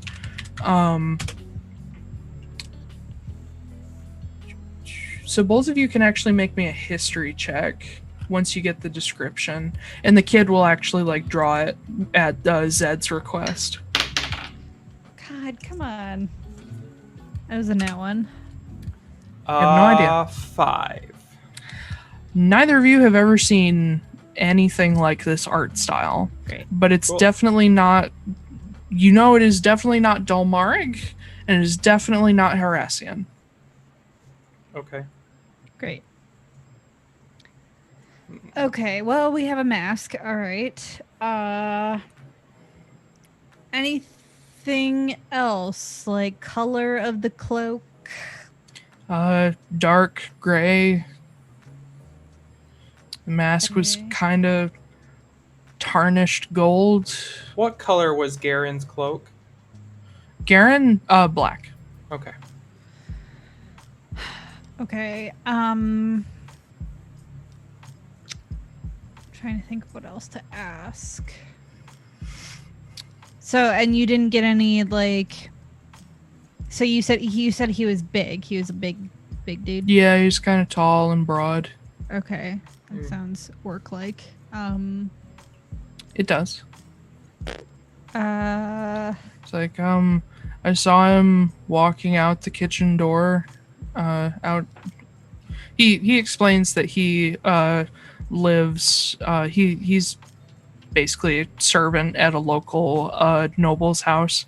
And he explains that there's a door leading out of the kitchen onto like the estate grounds. He says, "Yeah, he was just walking out the kitchen door, didn't stop, nothing, and then he walked up to the fence and was just over it in a second." Did it look like he jumped over it, or did it look like Yeah, he climbed over, but it was like really smooth. Like he didn't have any trouble at all. Hmm. yeah, that sounds like him. Anything unique that was taken, or is it just money and valuables? I mean, mostly, yeah. We did notice that there was a painting missing, but we didn't see him leave with it. It was a big painting. It was like, and he like shows you, it's like wider than his shoulders. It's like it was just gone. Okay, He's got a bag of holding. probably. Anybody else? I'd kind of address the rest of them. Anybody else have anything unique that he took, or just random expensive things? Among the group, they all kind of start talking at once, but among what they say, most of them just say money, jewelry, valuables. Yeah.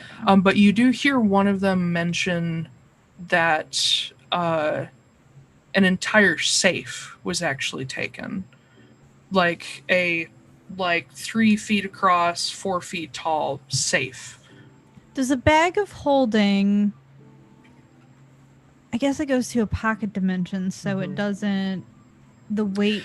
Well, Thing the weight doesn't does matter. Okay. But a bag of holding can hold quite a bit. A safe of that size made out of solid steel. And they do mention the lock was enchanted because it belonged to a fairly affluent person. A safe of that size weighs like a couple 100 pounds, which could be pushing most normal bags of holding. And it would also be too big to fit in, because the object has to be small enough to fit in the mouth of the bag. It would have to be a very specifically built bag or something completely different to fit that.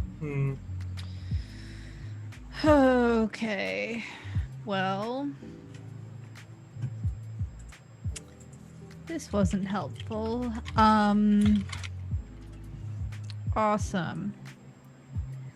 Alright, well, everybody form an orderly line and follow your reports. That's not my problem anymore. Thank you, and I just walk through the crowd and out the door. I follow Sylfie. Yeah. Due to your intimidation check, they do actually like line up in an orderly fashion and start filing their reports.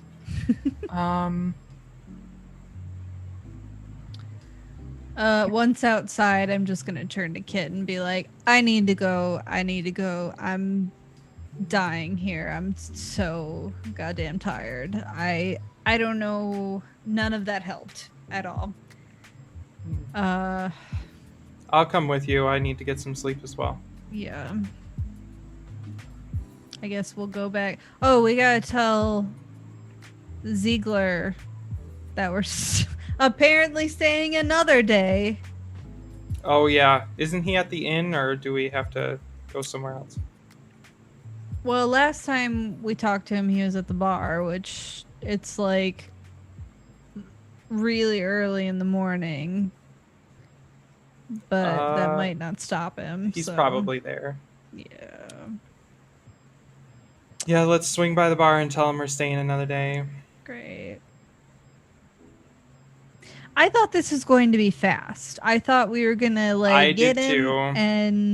and now it's Taiylor, your face.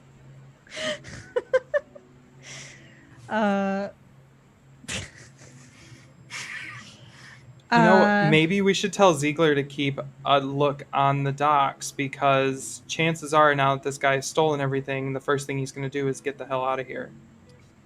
Well, okay, so we know that he was making a big circle around town, but now he just kind of did everybody all at once last night. Mm-hmm.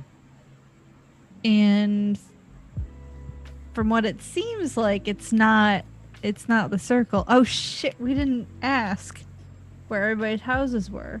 I guess we can ask if they're all filing reports. We can get those reports once we wake back up from our nap. And That's true. yeah, I still think he's going to hop a ship and leave. Let's tell Ziegler to keep an eye on stuff. Is there like a wharf warden? A wharf master? a wharf. There is a harbor master, yes. Cool. I want to talk to him when we go out to find Ziegler. Okay. Making your way down to the docks and the pier where the Raven is currently moored. The pier being the largest place to dock for specifically DAW ships. The harbor master's office is pretty close. It's getting further in the morning to the point where people are coming out to start work for the day after breakfast. And the office is just opening up as you arrive. Okay. I'm going to stroll on in and be like, I need the harbor master now. The office is located basically in a corner of a large warehouse.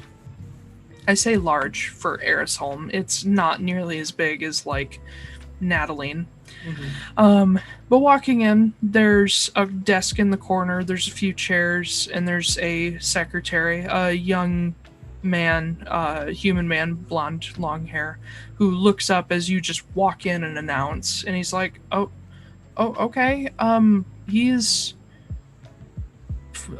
going through reports, let me get him. And thank you. Very urgent. Okay, and he pops up a set of stairs. And Sylfie, give me your badge. You need your own Just badge. for a minute. I just need to borrow it. Fine, I hand it over to him. Thank you. Bull is still with you, P.S. He's just standing there like a goof. After a couple minutes, you hear footsteps coming down, and the young man says, he'll be with you in just a moment. And you see walking down behind him is a woman who looks like this young blonde man. You assume probably his mom. And she's carrying just a huge armful of papers. And she nods to both of you and says, good morning, and makes her way out. Is she the harbor master? No, she's not the harbor master. Oh, I was going to be like, what the fuck? She's a well, technically I think it's weird. There's no mid-title. Like, there's the harbor master, and then there's the people that work for them. She's the vice harbor master. Sure. Harbor Master Jr. Yeah. Whatever. After another couple minutes, you hear pretty hefty footsteps that don't quite sound right coming down the stairs, and you see a pair of hooves descending, and you see this pretty slim, almost bordering on thin, brown, like chocolate-colored minotaur who has a horn sheared off at a weird angle. And he makes his way down dressed in this fine double-breasted green coat with sort of leather trim. Think like Ford's jacket from the fancy episode. Makes his way down. You can see he has this big medallion on his chest that shows a sailing ship. And he comes down, arms sort of folded behind his back, very admiral-like, and looks over the three of you and says, all right, what is it? I just flashed the badge. I'm like, yeah, we're with the wardens. So we Need you to stop all boats from leaving this harbor today. Son, are you stupid? No, not at all, but you're going to keep him here because we've just had a huge break-in and the guy's going to make a run for it. We're pretty sure. 100%. 99. I wouldn't even go that high. I'd go like 85. I can't stop people from leaving. This is not a, I don't know if you've noticed, but this is a pretty small town, and if people want to leave, they leave. Cool. Can you stop any orcs that are trying seems to like leave? profiling. Oh, man. Yeah, I guess it does, doesn't it? Shit. What are you looking for? There's a guy who is robbing places. His name is Tomar. He's an orc, and he is wearing a gray cloak. Wait. And He stops you. He's like, Tamar? yeah, yes. Do you know him? Yeah, I know him. Okay, is that good? Is that bad? I mean, Friend or foe? You know. play cards. That's about it. When do you play cards? Where do you play cards? Usually Hesperdane, end of the week. Are you playing cards soon? Let me check what day it is.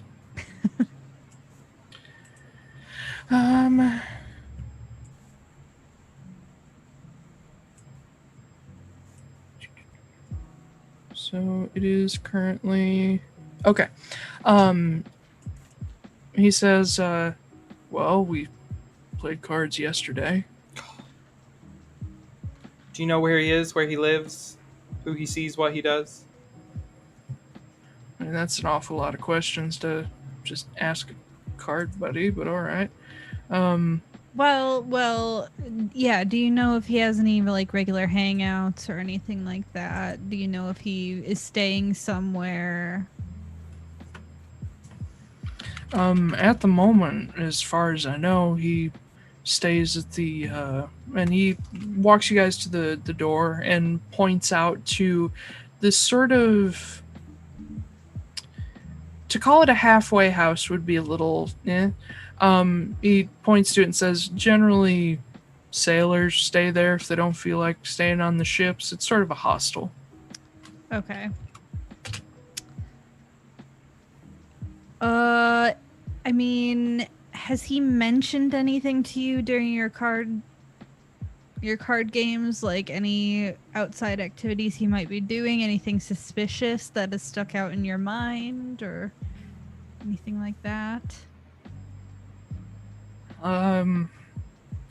Well, he's been around for a while, if for a sailor. I expected him to ship out, but he's been here for a long time. Like 2 months? That's a lot. Yeah. Well, we have reason to believe that he came here as a sailor and is no longer in that profession. So, yeah. Well, now he doesn't really talk that much about himself. He's a real charming guy. He tends to ask other people questions. Mm-hmm. Do you know if he has any special abilities that you haven't seen anywhere else? Nah. He's a normal, hardworking guy. Is he particularly lucky when you play your card games? Is he usually the winner?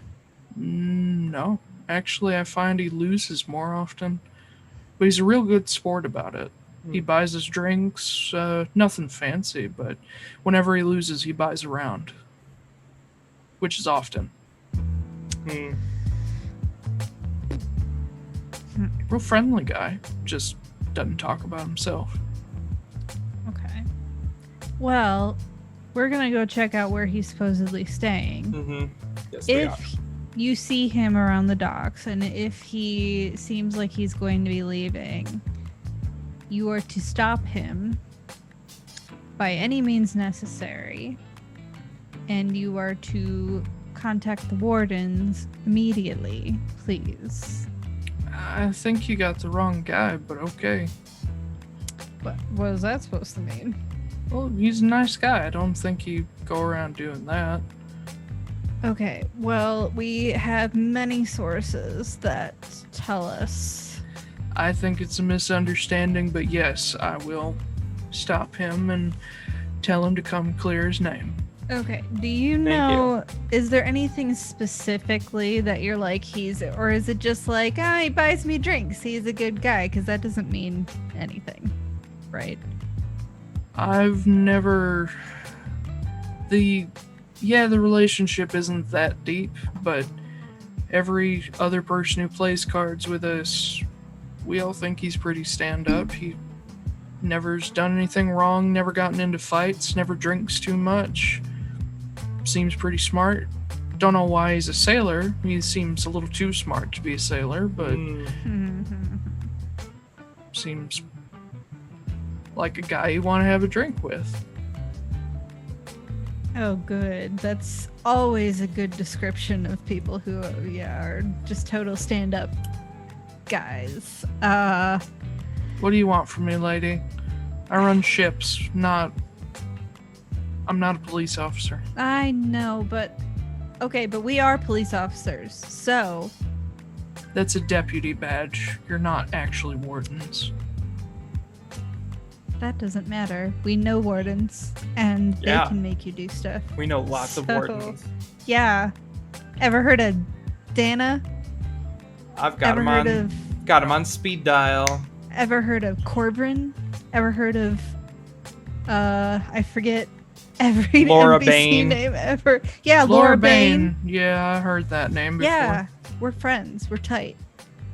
You do realize that this isn't like... We may have a marshal's office, but this is not a warden-run town. That doesn't matter. The point is... It's a what is it called? Merchantocracy? Aristocracy? I don't know. Aristocracy is kings and stuff, but... Or not kings. People who run this town are a council of nobles. Alright, fine. I don't understand why you're trying to intimidate me. I'm trying to be helpful. I'm just...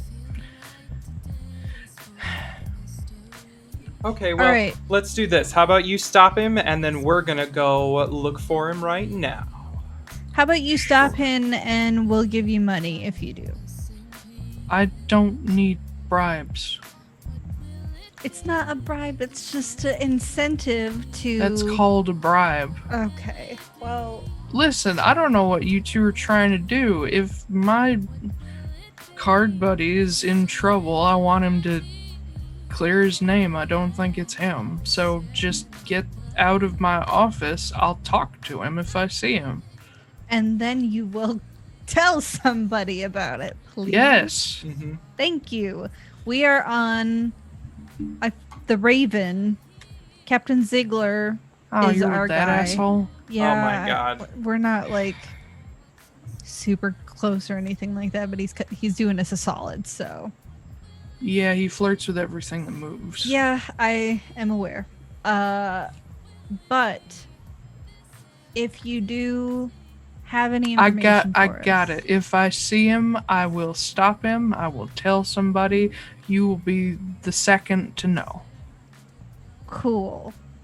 Thanks. Get Peace out. All right.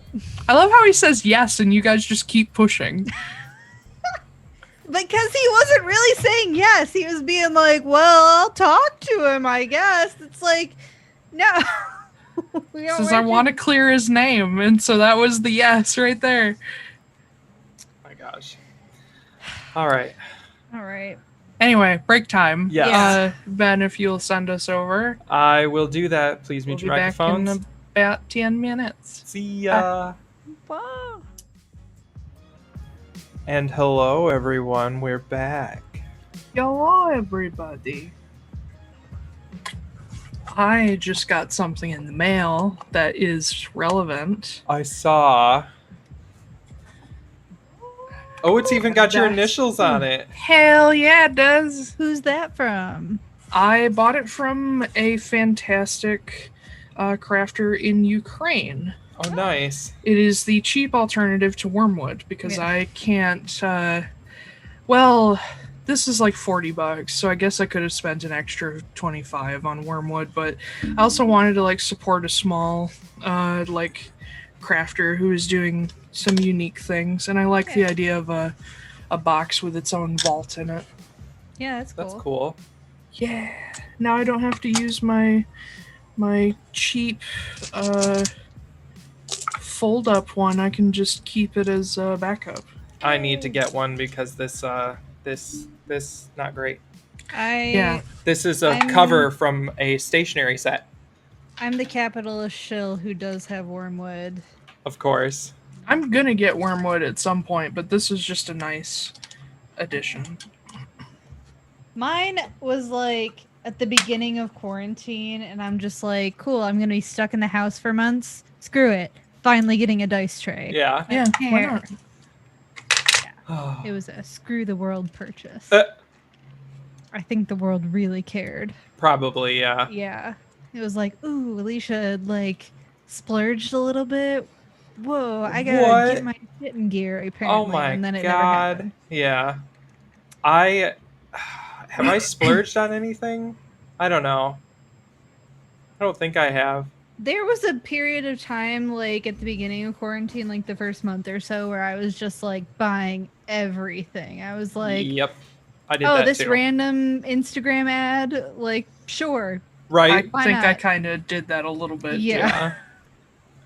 I think I would have probably splurged on like games or something if anything had come out that I was really interested in, but when Final Fantasy VII Remake showed up, I was like, cool, this is it. Yay. Well, this is what I'm gonna spend my life Right. on. Yeah. Yeah, and then I beat it in like a week and a half. It's like, cool. Yay. Waited, 20 years for this. It's done. Yeah. It's done. Yeah. It's over. It's over. It's okay. There's going to be a sequel. Mhm. A sequel. Yeah, because they They the only new made half the game. Yeah, didn't they Oh, only I did didn't- Yeah. they only I did the don't Midgar section. Oh, fuck. Okay. Yeah, so there's a lot of game left. Yeah. Yeah, I haven't kept up with the production, so I have no idea. Oh, it's good. It's good. It's real good. Anywho. Yeah. So here we are. We're going to play a game. Hello, everybody. Hello, bees! Hello, bees. Hello, bees. All right. Anyone who so- doesn't watch Critical Role is going to be very confused. Well- but- Yeah. I suppose it's okay to be wrong. Well, and I'm gonna make Adventure Zone references eventually, yeah. Yeah. Yeah. including this pin. And I'll Um, have no idea what you're talking about because I no don't idea. listen to it. I've read the comics, but I don't listen Oh to my it. Taco's God. good out here. Abracad, fuck you. Abraca, fuck you. That was an amazing moment. You don't need to know what that show is to appreciate Abraca, fuck you. Yep. Such a good line. It's so that whole show is just so good. It starts out so like dick joke, fart joke, and then it turns and then it into, becomes a like, story. beautiful. Yeah. Holy shit. That's Like, why I have the pen. Phantasmal and Resplendent is one of my favorite lines that the DM Griffin ever says. He's like, Loop appears phantasmal and resplendent. Yeah. And it's just like, ugh. Anyway. I've listened to that probably like 5 times all the way through, and like every single time I cry in the same spots and I get chills in Yeah. the same spots. It's I haven't heard the last 2 episodes yet, but I love it. They're like, Shh. I will not say anything though. Yeah. Anyway. Oh, back speaking to- of that, Oh, God. sorry, I'm just gonna sidetrack for a minute. Guess who finished doing the first edit of my next novel? Who? Oh, shit. Oh, Taiylor did. Already? Wait, oh, I thought you meant your fantasy novel. No. Yeah, so get ready, Weesh, because it'll be on its way to you. Yay! Alicia. I'm so Oh. excited. I Brace know you yourself. keep talking it up. You were Brace tweeting the other yourself. night about how I how had good to it is. call. I had to call Ben to yell at him. for breaking your heart. Yeah. for breaking my soul Oh no! and bringing back traumas I didn't know I had. Well, Ben, that's Yeah. like right up my alley. Is Oh, like good. Torture porn? Yeah. Yes. Yeah. Emotional torture porn. Emotional torture porn. That is the exact genre. Corey asks me frequently, like, why do you read and watch things that hurt you? It's a good question, and I typically don't. So this was quite an adventure. P.S. If anybody who's listening is wondering, Blake currently is working on a story coming out this fall called Jonathan's Letter, which October I'm the editor 2nd. for. October 2nd is when it will be fully out, but you are working on beta reading and pre-orders. Pre-orders. Yeah, pre-orders will go up a month before. And of course, I'll send it out on my newsletter and everything. But Yep. yeah. Follow him at Blake R. Wolfe on Twitter. Thank you. You're so helpful. Yeah. Yeah, I guess. Or you can sign up for the newsletter. That too. Yeah. BlakeRWolf.com. Woo! We'll do shameless plugging Yeah. at Yeah, the end I as know. usual, but no, I just give context. But anyway, you Yeah. guys are oh Kit god, I and already Sylfie. lost my memory. Kit and Sylfie. We're No, going. I Yeah. know that. We're going Character. to the sailor halfway house. Yeah. Well, we have to find Ziegler first, right? Yeah. I mean, Oh. we're really close to the sailor halfway house, so we can do that We're first and close to then go both. get Okay. Ziegler. Like Well- they're like next to each other. Oh. So I think, no, you're right, Kit. We should go to the halfway house first. Yeah. Because then, if we don't find him there, then we can be like, okay, Ziegler, this is going to take a little bit longer. But if Yeah. we do find him there, we could be like, okay, easy peasy, all done. Yep. It's a Yeah. me. It's a me. Tamaru or whatever his name is. Yeah, what is it? Tomar? Tamari? Tamar. No, Tomar. Tomar. Okay. Yeah. All right. Not Tomar. Tamar. It's me, Tamari. Tomorrow? Tomorrow. I mean, if it's Mario, it's Tamario. Jesus, you two. Yeah, let's go to the sailor halfway house. Okay. So, this particular building is sort of a long, thin building with a very heavily pitched roof. Very dirty and gray with just really boring slate tiles on the roof and boring walls and nothing special about it. Just covered in filth. But making your way around to the side where the main entrance is, there's a double door entrance that's just constantly open, and when you get closer you realize the doors are broken and actually leaning in the door jamb. You make your way up a set of stone steps to the front, and you see over the doorway in very faded metallic lettering is just Sailor's Hostel. It doesn't have a name. And inside you can see down this very dirty hallway with pieces of a carpet left. You can see people hanging out, sitting on benches, smoking, eating. And you see an office off to one side that looks like it's been boarded up. Yeah, there's just sailors all over the place from all over the world, all different races, all of them suitably filthy.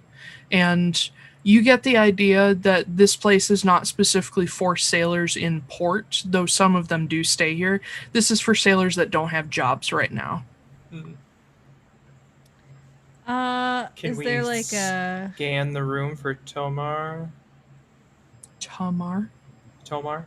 Tamar. Tamari? Tamar. like you're saying tomorrow, but Or like Tamari? Tamari, yeah. That idea. Soy sauce. Yeah. Can we scan the room for Tamar? Yep, go ahead and make perception checks. Perception checks. perception. Make your perception checks. Oh God! Ooh. See if you can It's another spot nat the thief. one. 25.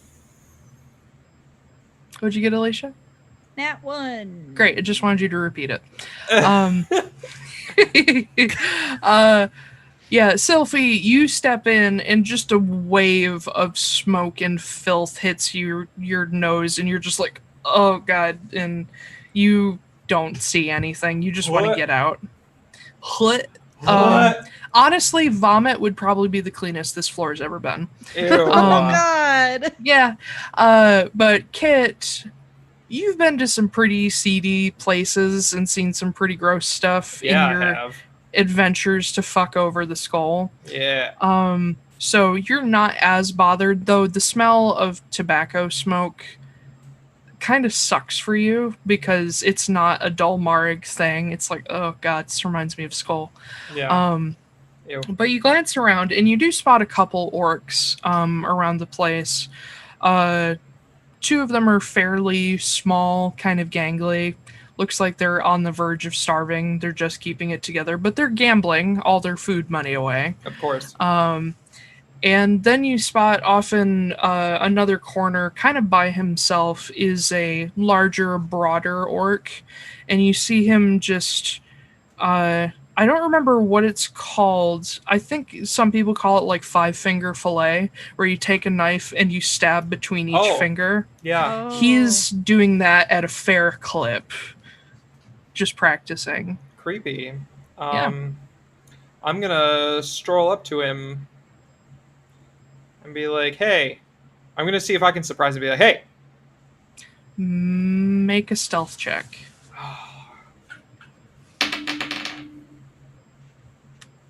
Stealth. 23. 23? Okay. So stealthy. So self. You walk up and just sort of pop up on him. And let's see if he fucks up. As soon as you speak, he stops right above his middle finger. Hi there, buddy. Just these really intense, like, weird blue eyes that orcs normally don't have just train on you. Hi there. What's your name? And he goes back to his... Okay. Yeah. So, are you Tamar? Make an insight check. Nat 1. Rolling dice, like, oh god. He has no reaction. He has 0 reaction to you. Just keeps going. Well, you can either speak to me or you're under arrest. And he stops again with the blade between his thumb and forefinger. You can see the brows furrow. And he looks up at you. Yeah, so do you want to tell me what you've been doing the past couple of days? Tamar? Sylfie in the background is... have I noticed this interaction? Yes, you have noticed. Okay. You're just gagging in the background. I think I'm going to, like, brace myself. Because you, like, pull up a handkerchief and... Yeah. Go full COVID-19 as you walk through. Yeah, I was about to say, wear your mask. Sylfie does, so you should too. I'll pull that up. Shut up. I'm trying. I'll pull my handkerchief up and then I will maybe not take my sword out, but just like get ready for it, like brace myself for it. Mm-hmm. And I'm just there's just a stare down happening right now. Tell me your secrets. Oh, this is uncomfortable now. No, I don't. It's like you two are looking at me. I don't like it. So you want to tell us where you were tomorrow? He still doesn't say anything. You see him sheath his knife. And he sort of, on the table, he just puts one arm over the other and leans on his elbows and still unblinkingly looking at you. Can you speak? Can you hear me? I don't. Okay. Stoic is fine, but it's going to get you arrested. So, let's see. I'm going to cast Charm Person on him. Okay. Hey, that's my move. No, your move is sleep and then people die. Well, That was Aether's Yeah. move. That too. You guys kind of shared the same move. yeah, I got rid of sleep. Sleep is no more. Because No Not chancing more. that anymore. Yeah. Don't want to TPK the party with a Yeah. sleep spell. Yeah.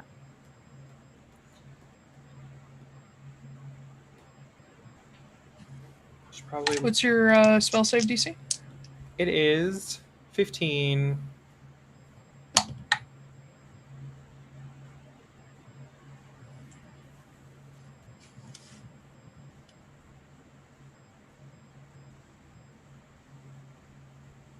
Okay. Do I know if he fails or not? Spell doesn't say whether you know or not. Oh. Can you tell me where you were last night? He blinks. Someone else cast Charm Person, please.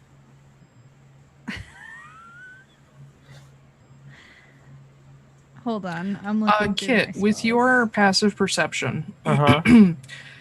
well, actually, it's very obvious enough that Sylfie might notice too. The room has gone quiet, and a lot of people are looking at you guys.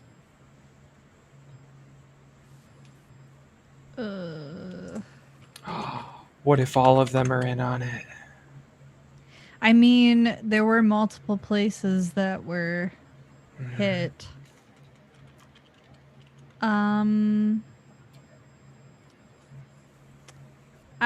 I guess I'll try casting Charm Person too. Okay, what's your spell save DC? 16. Oops.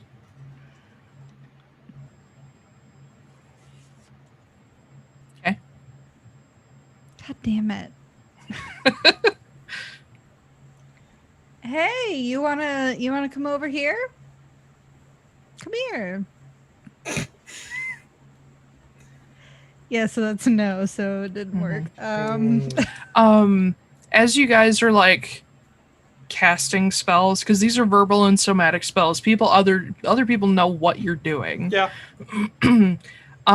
You see a very tall for an elf woman. She stands probably about 6 feet. Moon elven woman make her way over toward you guys, and she slides into the seat next to the orc and crosses her arms looking at you two. Yeah, do you want to help this guy talk? What do you want? We need to speak to him about some things that have happened in this town in the past couple of days. All right, what would you like to know? Can't he speak for himself? No. Why? And she looks over at him, and the orc opens his mouth. You see he has no tongue. Ah, that's why. You could have, like, signaled or something. Can we get a piece of paper or something? Write stuff down. I pull up beside Kit now. I'm like, "Hi, I'm also involved in this. Can we just have him write stuff down or What stuff do you like want that?" to know? No. We're not playing this game. No, you're not. Are you like some special person to him or anything like that? Or I'm his wife, yes. Oh. Okay. Still, would rather talk to him. There's got to be a way. And that we she can looks directly over talk at to him. She says, Olson, do you have your journal? And he nods and pulls out a Olson. leather journal and plops it on the table, looking real pissed at you guys from just interrupting his day. Question And to the moon yeah. elf. What's this guy's name? Olson, Not Does he- Tamar? Go by any other names? not that I've ever known of. Do you Do know who you- Tamar is? Yeah. I see him around, yes. Okay, can you point us in his direction. That's kind of who we're looking for, Yeah, and he wasn't yeah. talking to us, so we made an assumption. Yeah. She glances around the room. All the people are still staring at you. You get the feeling that Olsen is well liked, That's nice. and people are pissed at you guys Just for kind of messing like with look him. around and is like, nothing to see. Sorry, mistake. Yeah. Just- But she glances around the room. Her brows kind of furrow, and she says, "He was just here." Of course he was. Of course he was. Do you know where he likes to hang out when he's not here? The bar next door. Cool. Kit takes off to outside the building and immediately searches for somebody like running off. Make a perception check. Okay. I guess I'll follow too. Damn it. 12. Since I'm outside, can I also make one? Yeah. 11. Okay. Outside and sort of behind the buildings, you guys see a couple drunk idiots who started drinking way too early or didn't stop last night. Just laying in the alleyways or sitting up against the walls. You don't see anybody moving toward the bar except one really staggery drunk guy. Did you say bar or barn with Bar. an N? Okay. I guess we should go to the bar. The Yeah. bar. The bar. Is there The bear. Yeah. Bear. Is there only one entrance to the bar? No, there is a back entrance. Okay. I turn to Kit. Which entrance do you want to take? The back or the front? I'll take the back. Okay, I'll As take the front. always. What? Oh no. Oh no. I know what Kit is. I know what Kit likes. Whatever. I know what Kit likes. I know what Kit wants. Oh my god. Kit likes boys. Yep. Anyway. True. Truth. Yeah, you each make your way to the opposite entrances.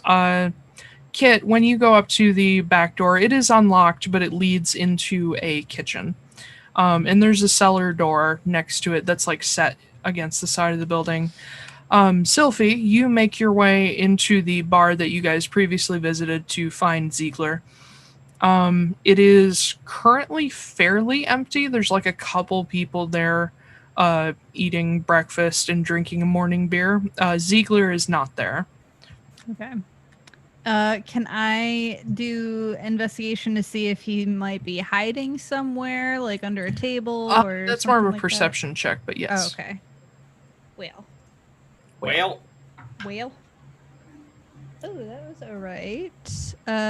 16. At the moment, you just see the bartender, who is a pretty stocky dwarf gentleman, and then the two patrons who are sitting together. They're both wood elves. Okay. You also see a cat in the corner. Oh, I'm gonna go up It's to the the cat. bartender. Mm-hmm. There's a cat. Yeah, there's a little orange tiger striped cat in the corner. it's Frumpkin. Oh, thank you. No, he doesn't look like Frumpkin. He's orange tiger stripes. He's not spots. You mean like this? I think Frumpkin is more of a he looks more like a Bengal. He's supposed to be a Bengal, but this is official Critical Role Frumpkin. Yeah, but that it's they put out. cartoonized, and Bengals have stripes and spots. Yeah. So fuck it. But no, this one looks like Milo from Milo Notice. Oh. Yeah, little Such a blue-eyed sad movie. orange kitty. So much I'm animal gonna abuse. cast Divine Sense. The cat Yeah. is Tiamat. No, I'm kidding. Okay. Can you imagine how terrible that would be? Just the cat body explodes and there's a 5-headed dragon. Yeah, sure. Anyway, Divine Sense, you don't feel anything in this room. Okay. I go up to the bartender. His mouse in his mouth, so it's more like oh. Aw. Oh, I go up to the bartender. Tenor? Yeah, the bar. bartender. He's like, Hello, hello, hello, hello. Good God. I go up to the bartender. And I say, Bartender. Yeah, his name's Sorry, Ted. I can't stop. I yell at you guys and then I can't stop. Yeah. Hi. So, Morning. hi. Hello. oh my god, you do it every single time. Every single really do. time. Like a compulsion. You do it in real life, you do it in RP world, you do it everywhere. Yeah. It's like, hi, morning. Hi. Hi. Hello. Hello. Oh, hi! Oh, hello. Oh my god. So, did you happen to see anybody come in here? Orc dude, pretty big, kind of acting like he's in trouble for something. Like right now. He glances around. He's like, yeah, there's a lot upstairs. Just rented a room. Cool. Happens to go by the name of Tamar. He said his name was Theo. Okay. Still gonna check it out. What room is that? Who are you? Flash the. Oh no! I can't flash the word in magic because Kit has it. No. Yes, I do. Speaking of, let's jump to Kit real Yeah. fast as you just haul your way into a back kitchen. Perception check. Go for it. Check. It's 20. It's 20. Oh. Okay. I win the honey pot. I don't know why we don't sway. It's always it's very sudden. It is. I don't know. We both I'm do dizzy that. It's now. weird. Yeah. Okay. God, that looks weird on camera. I'm gonna stop. Anyway, you look around the kitchen. You just open the door, and immediately you kind of frighten 3 halflings who are working in the kitchen. And in the back towards what you can guess is another hatch going down to the cellar, you see this tiefling man who's like this dark royal purple color just like start, and he's like, you're not supposed to be back here. Did anybody just come through here? No, No? Okay. except you. Okay, can you show me to the bar? Can you take me to the bar? And he points to the door. Thank you. I go through the door. You just walk through. This is a door that swings back and forth, and you appear behind the bar. It's a saloon door. Yeah, you appear behind the bar just as Sylfie is talking to this dwarf, and you hear the name Theo, and the dwarf like jumps, and he's like, "What? You do not what? Get out of there!" And he like shoos you away. I hop over the bar. I vault over the bar. And he like huffs, and he like grabs a rag and starts cleaning the spot your foot touched. Sorry. So who are we? Theo? We going after Theo? We're not here for that. Oh, I have the badge. P.S. Okay. Wardens. But you weren't there for that, so No, when you come I'm sorry. Taiylor said that I heard the word name Theo. Oh, okay. So Kit just dashes in, vaults the bar, whips out the badge. Yep. Yeah, he's with me. Breaking the We're gonna go law. upstairs. So Breaking the law. breaking the law. Regular Knowles. Regular Noel. So we're gonna go upstairs. Elderly Noel. Sorry. Yeah. The dwarf, like, seeing the warden badge, he's like, all right, he's in the room 1. Cool. Upstairs. To the Wait, to the dash. to the second floor. Nobody's gonna understand that reference. It was 1 episode, 2 That's okay. maybe. Yeah. You guys make your way up the narrow stairs to a potentially narrower hallway where there's a number of doors. Doors. DWOORS. It's Well, they're- dwarven doors. Yeah, That's my dwarven favorite band. dwarves. That's my favorite band is the Doors. Three They're all dwarves dwarves. down. 3 dwarves down. God damn it, this is stupid. Oh my god. Anyway, you turn to the left to go down to room number 1. And what do you do? I knock gently. Room service. Room service. Housekeeping. Oh my god. Yeah, you hear a fairly gruff voice on the other side say, "What?" We have a package for Mr. Theo.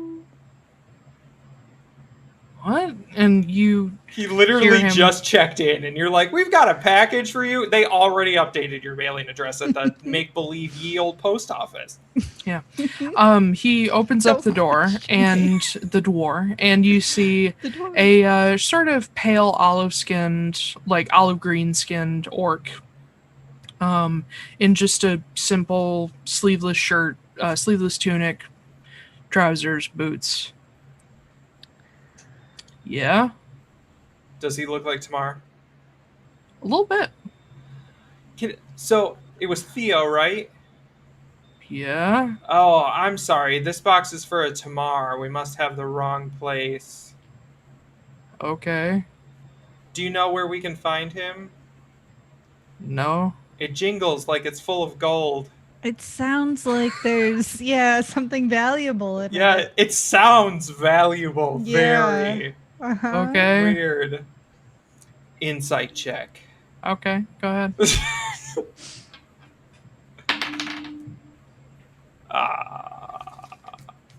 Adabada waka waka wa. Hababadiga. Waka waka. 21. Oh. He knows the name. He Can has a you- very good poker face, but you can see a tiny reaction to the name Tamar. I reach out and I cast Charm Person. Okay. Man, now I gotta get a new shtick. I mean, you can do it if you want. You're just not doing it fast enough for my liking. And as soon as you reach out, you see him pull back, Mhm. and then his shoulders relax. He's like, "Yeah, how can I help you?" Yeah, can you... I'm sorry to bother you, but can you tell us where we can find Tamar? We need to deliver this box to him. Well, he's gonna be here in 5 minutes. Oh, cool. Do you mind if we just wait inside? Maybe we can chat or have Sure, some- come in. All right, let's go He inside. pushes the door open, and lets you guys in. You do see that on the bed he has put this duffel bag, canvas duffel bag, and he just walks over and sits on the edge of the bed. I look at the duffel bag. I'm like, what's in the duffel bag, friend? While they're doing that, I close the door and stand to the edge of the door, so when it opens, I can reach over and grab whoever walks through. Okay. And he sort of waves toward it. He's like, "Oh, just clothes, a little bit of money for the road. We're about to leave port." I fucking knew it. I can't. Where's my finger? I fucking knew it. Kid is silent. That's in his head.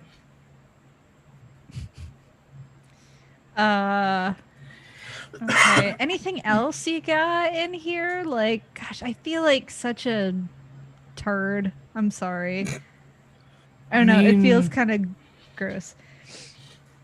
I mean, that's just my stuff.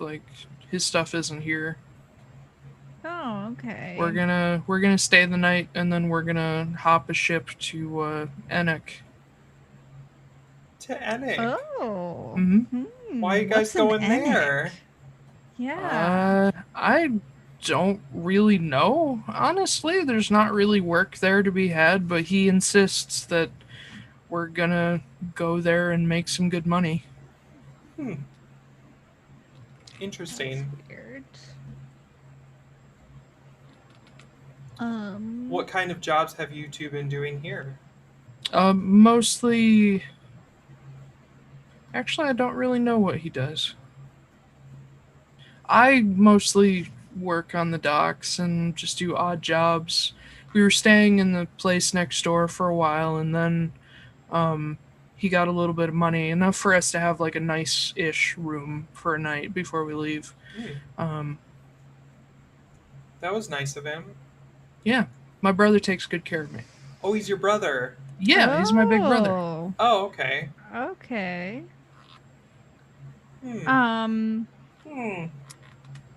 Before he gets here, I'm just gonna walk around and whistle a little tune and give Kit bardic inspiration. That's a D6, my friend. Thank you. Yep. Okay. I can't whistle very well. I know, so- which is why I do your whistle for you. Yeah. It's almost there. It sounds like a dying canary, but you know. I can't whistle blowing out. I have to suck in to whistle. I can do either. It's really bad.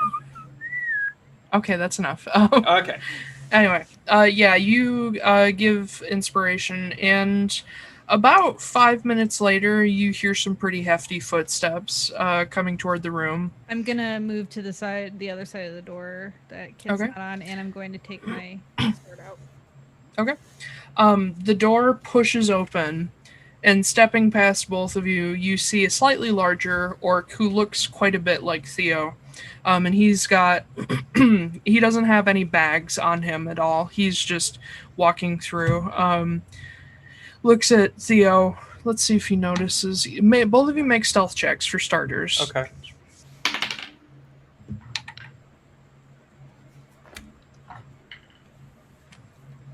Um, 17. 16. Okay. He steps through, doesn't see you out of his peripheral. As he walks by, I'm just going to reach over and slowly and quietly shut the door without making it click. Wow, he has really good perception. He's just not rolling well. Good. But yeah, he steps through looking at Theo and he says, "All right, change of plans. We're leaving today." There's been a change of plans. You're staying here. He stops. And you hear him sigh. We just want to talk to you, Tamar. And he turns to look at you. And you see these like really intense, weirdly glowing green eyes. Creepy. Most orcs tend to have like black or brown eyes, but he and Theo both have green. His are almost luminescent as he looks at you. And he reaches up very slowly, so not to set you up, reaches up a hand to just push his long black hair back. Says, "All right." So, do you want to turn your bags out for us? And he just opens his hands and shows you he's not carrying anything. He doesn't even have any weapons on him.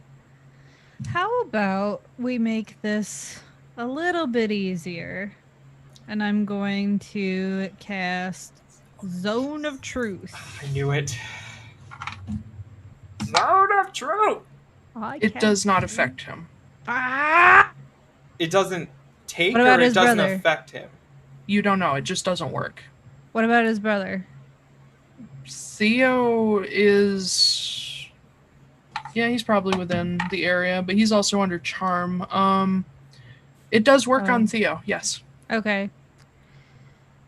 All right. So, did you steal this stuff? I don't know what you're talking about. Theo? Do you know what I'm Theo talking about? Looks over, says, We don't steal.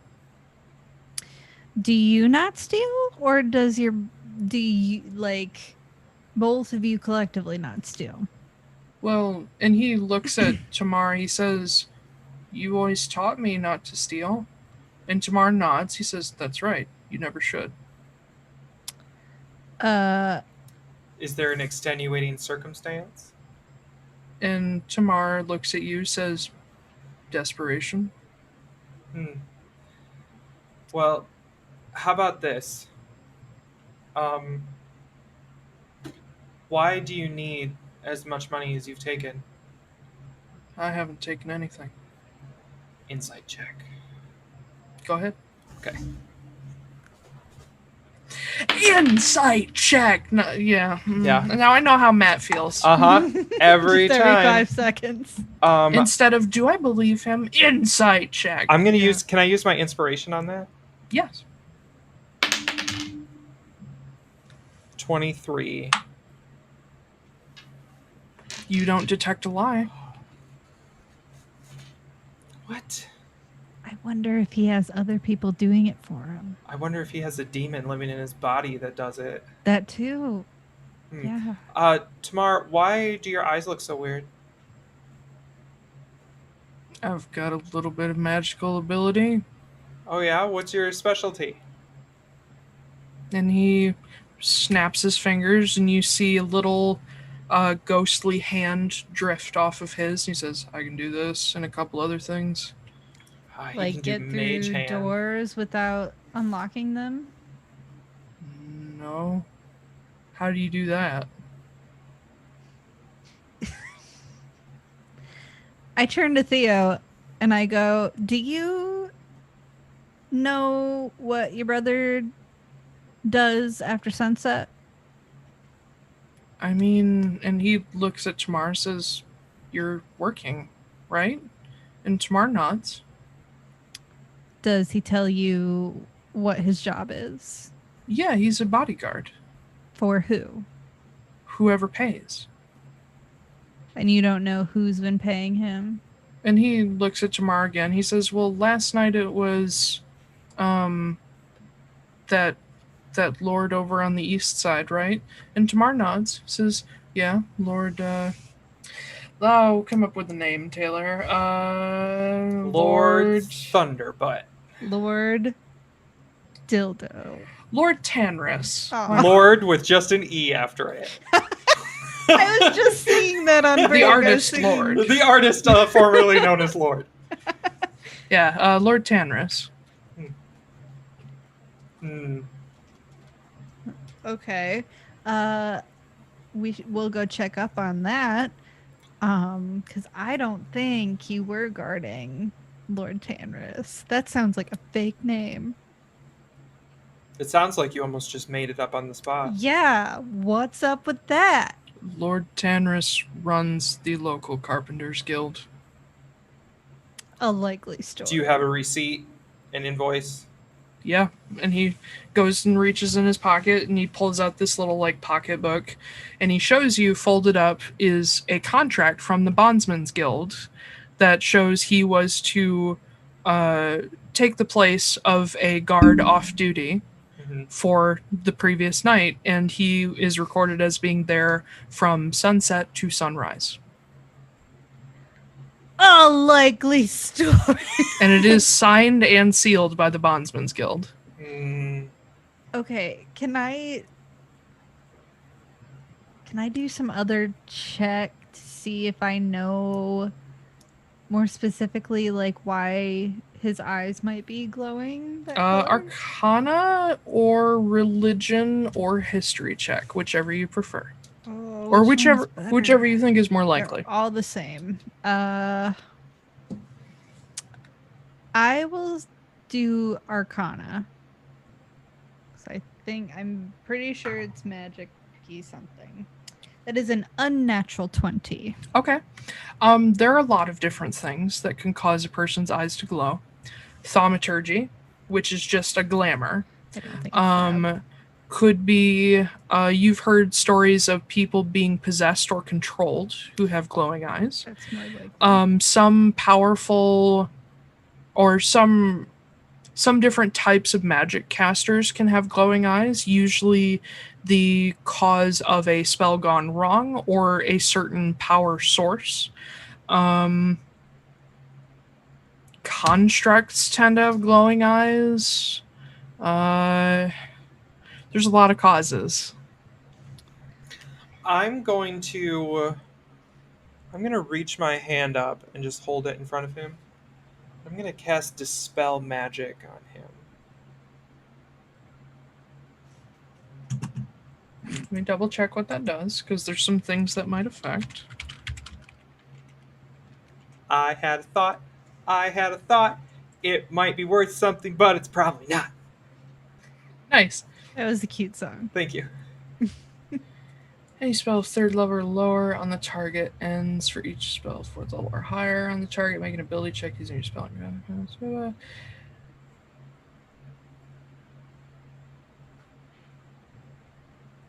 Okay, so you're casting it specifically on him. Yeah, his like general area, yeah. Well, you have to choose a creature, object, or magical effect within range. Oh, One. okay. Then I will choose. I'll choose. Oh, why you gotta make it so difficult? I'll choose him. Because that's literally the spell. I'll choose him. Okay. Level higher on the target.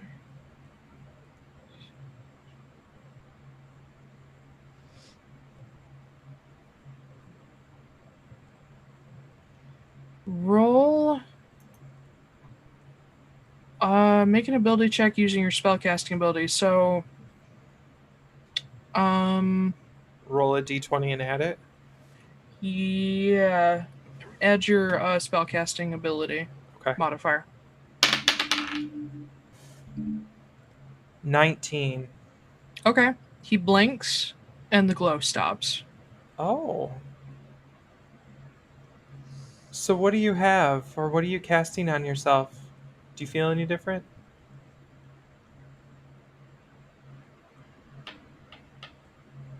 What did you just do? I just ended whatever magic you have going on that's making your eyes glow. Okay. Why? Because you're fishy, and I want to know why. After about 6 seconds, it starts again. It only lasts for one. For one round. Your So the spell Dispel ended. Magic just ends an effect. Uh-huh. If a new effect is cast, Dispel Magic doesn't affect it. Did he cast anything? Did I see him cast? You didn't see his lips move, you didn't see his fingers move, nothing. Did Theo do anything? No, Theo hasn't moved. Do you know what kind of spell you're under? I'm not under a spell. Yes, you are. Because I You're- just ended it, and then something cast it again.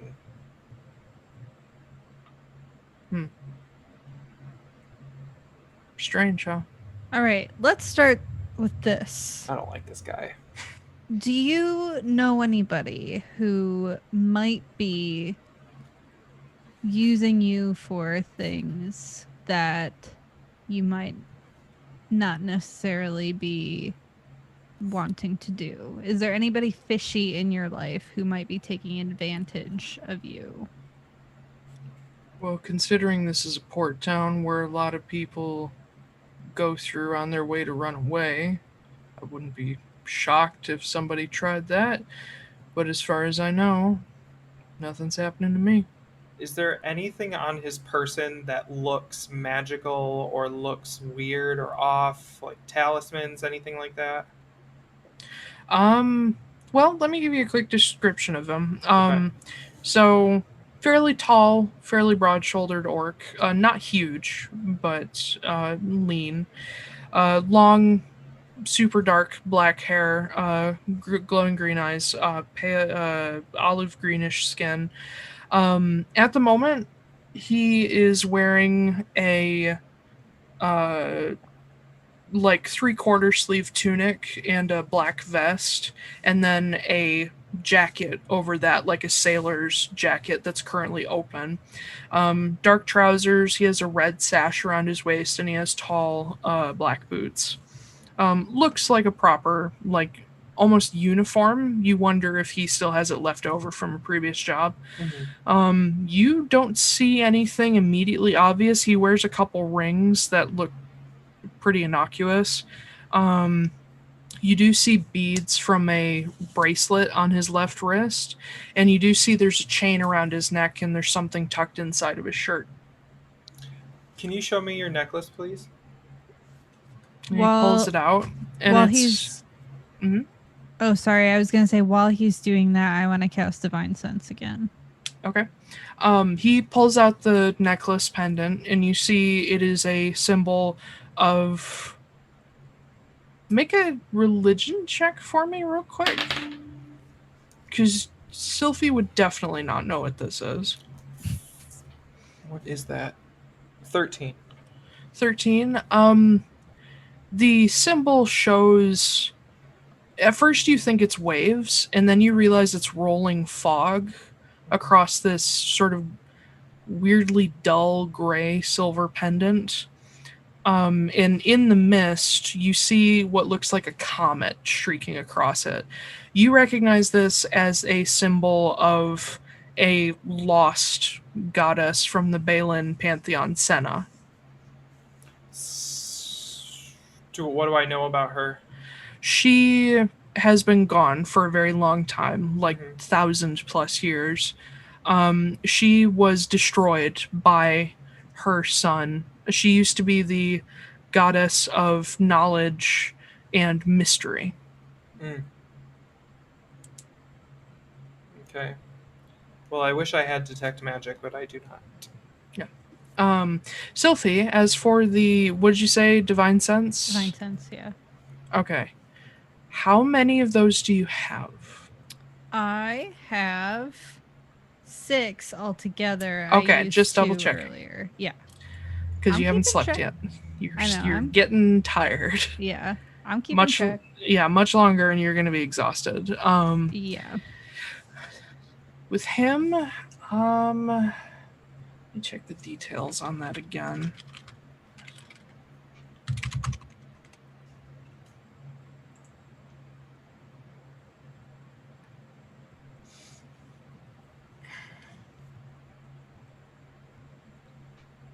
Ben, where can people find us on Twitter? Oh God, stop it! I'm just trying to fill the dead air. It's not till We don't- the end. We don't have sponsors. Let's so- talk about other things. So, the weather today is absolutely terrible. Oh, my God. It's All right. 95 degrees, and we're I'm- all 95 years old. I'm logging off. I hate talking about the weather. I know, same. You get an extremely confusing read off of Tamar himself. It's not celestial, it's not fiend, it's not undead, but something is different about him. So just his whole deal. Yeah. Normally with Divine Sense, you've used it enough times to know that when it gives you an answer, the answer is fairly specific. This answer is like, what the fuck is that?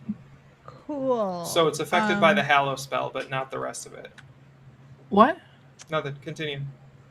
No, Hallow and Consecration and Desecration are not part of this. Oh, okay. This is like it's sensing a creature. How do we enough- separate him? Yeah. Huh? And nothing from the talisman that he has? No. Okay. I lean over and whisper in Kit's ear, like, dude is radiating some sort of weirdo energy. Weirdo energy. Yeah, I can't tell specifically what it is. It's not great. It's something that I haven't seen before. We're in the... No, we're not. We went to a different town. Do we know of any, like, cleric monastery type deals around here? You've seen a couple very small like temples and churches, mostly dedicated to either sea gods or sun gods. Mhm. Okay. I asked Tamar, do you know a guy named Garen? Yeah, I'm aware of him. How aware? Have you had any interactions with him at all? Yeah, he works at the Bondsman's Guild. Okay. Do you know if you guys have had any falling out or anything like that he might want to get you put away or anything like that? And he sort of crosses his arms and he pulls out his pocketbook again, and looks at the contract. Says, "Well, he didn't seem to have a problem with me when I went and picked up this contract. He gave that contract to you yesterday, Not directly, but he was there. and he didn't So- say anything. No, Well, So the contract that you had for the Lord, yeah, he gave it to you. no, but he was there. Oh. why would he give you a contract if he put a wanted poster up for you the same day Where? at the Warden Guild, or the Warden something? Warden's Guild. Warden's office. Yeah, the Warden's office. Yeah. That's where we found that you had a bounty on your head. Said that you had been stealing some things pretty routinely in a specific pattern for And that his a house while. was next. And Yeah. it turned out that the house across the street was what got robbed. We talked to him this morning. I don't know. I don't have a problem with him. Do you want to try to get to the bottom of this? I'd rather just leave Why are you going to Enoch? Yeah. work. For But what? There's like a Theo bunch of said hill there's no people work there. there. And he looks at Theo. He says, "Well, Theo's not a mercenary. I am." Okay, we're going to Enoch Island too, and Yeah. there's nothing there. There's like goats and stuff. There's plenty there. There's people there. How about this? I have a proposition for you. Will you go to a monastery with us to try to lift whatever is bothering you, and let us get to the bottom of this, and then we will give you a ride free to Enoch? I don't know what you think is happening to me, but sure. You are under some sort of enchantment, and I need to know what it is so that I All can right. help you. Cool. If Okay. it's a free ride to Enoch, sure, why not? It is absolutely a free ride to Enoch. Do you two want to pack up right now and we'll go to the monastery? And Theo stands up and just picks up his bag. I like Theo. Well, he's also seems like- charmed right now. He's Oh, charmed that's true. and in zone of truth. Yeah. Yeah. Yeah. So, are you ready? Yep. Okay, let's go. I'm gonna walk behind everybody and let Sylfie lead the way to the Okay. monastery. Okay. Yeah, Tamar just shoves his hands into his pockets as he walks, and Theo is walking along holding the strap of his bag. And they follow. Where did Bull go? Bull is waiting outside for you guys. Okay. He decided to stay outside in case Tamar tried to make a run for it. Okay. But yeah, when you guys come out, you see him just standing there watching the door and the alleyway. He's at like a corner so he can see if Tamar runs either way. But when he sees you step out with these two orc brothers, he's like, "Oh, did we find him?" Yes, but there's something else going on. Complications have arisen. We're Yeah. going to go see if we can find a holy place. We need a priest. Okay. An old All one right. and a young one. A little priest. Dibs on the young one. Have a little priest. Is it really good? Anyway. So it's too good, at least. Do you remember when we Yes, auditioned with I that? remember singing that song, and our accompanist, it was Chris, couldn't play it because we threw Sondheim at him. Yeah, And that then was our fault. it was. That was really. But we sang the whole thing a cappella, and we waltzed across the stage, probably We did. terribly. Yeah, and we didn't get it. We And I didn't was get sad. I mean, we did got so in, but well. we didn't. Yeah, Yeah, but we really did. we did a really good job. Okay, guys. Sorry, focus. continue.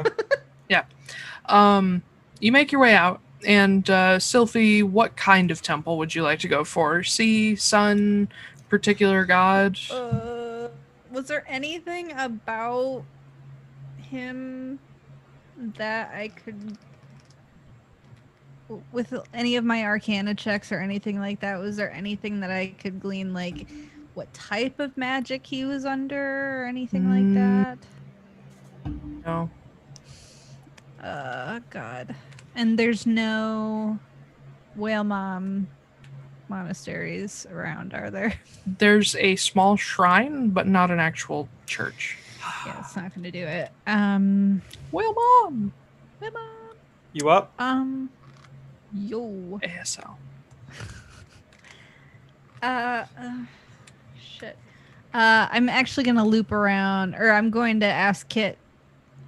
Actually, I'll be like, Bull, can you get in back for a second, and I need to talk to Kit a second. Yeah, and he drops back. Okay. I motion Kit to come up. Yeah. I don't know where to take them. We should probably. What color was the glimmer in his eyes? Green. Green. We should probably take him to the Sea Temple.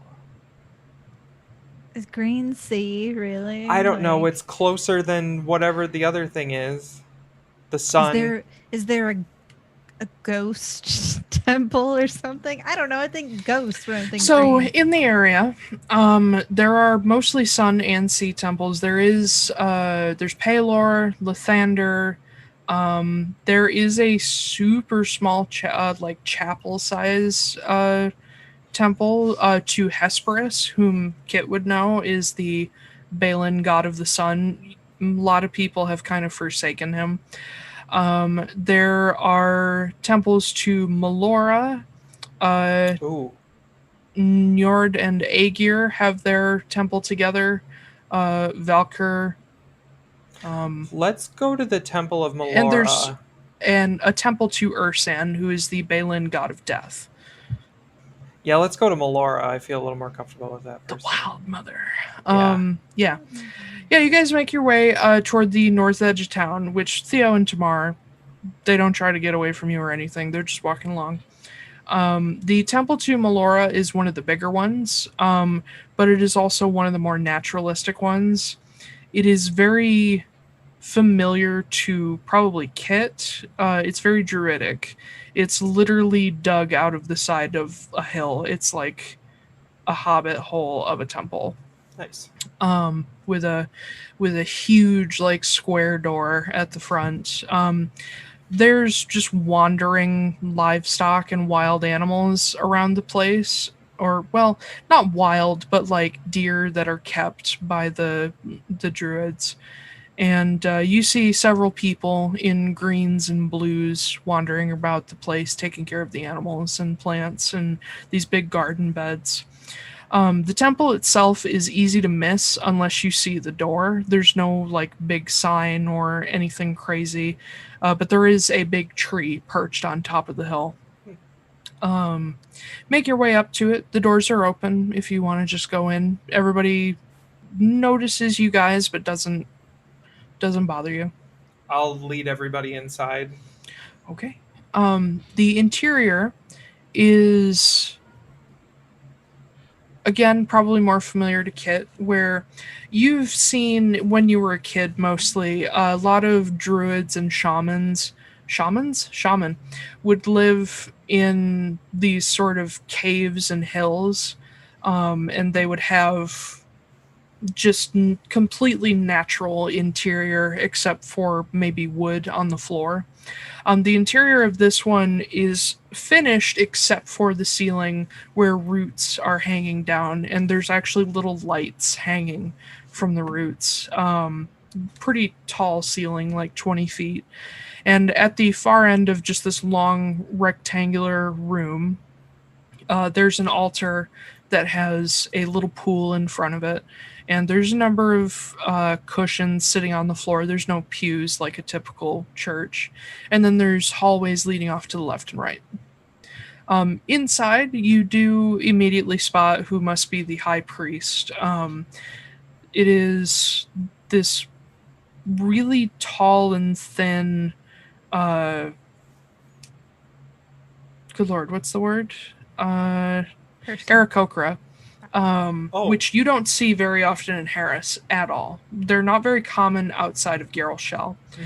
But he is wearing sort of a sash over himself that doesn't mess with his wings, and a long, like, kilt skirt, but no actual, like, shirt. And he's just standing at the front of the room, leaning on a staff, watching as people just go about their work. I'm gonna walk us all up to him. Okay. He, when I say tall and thin, he's an Aarakocra. He's short. So he's like 5 feet tall. Okay. But for an Aarakocra, he's big. He looks up as you guys approach. These mottled, sort of snowy owl style feathers with an eagle face. Looks over you all, little interested in why so many people are approaching him at once, and he says, "Can I help you?" Yes, we definitely need your help. This man is under an enchantment of some sort. And Tamar goes, "I think that's a bit much, but okay." When I cast Dispel Magic on him, his eyes stopped glittering, and then it came back without him casting anything else. And the Aarakocra sort of furrows his brows a little bit. You see the feathers like shift inward. And he walks up to Tamar, looking up at him.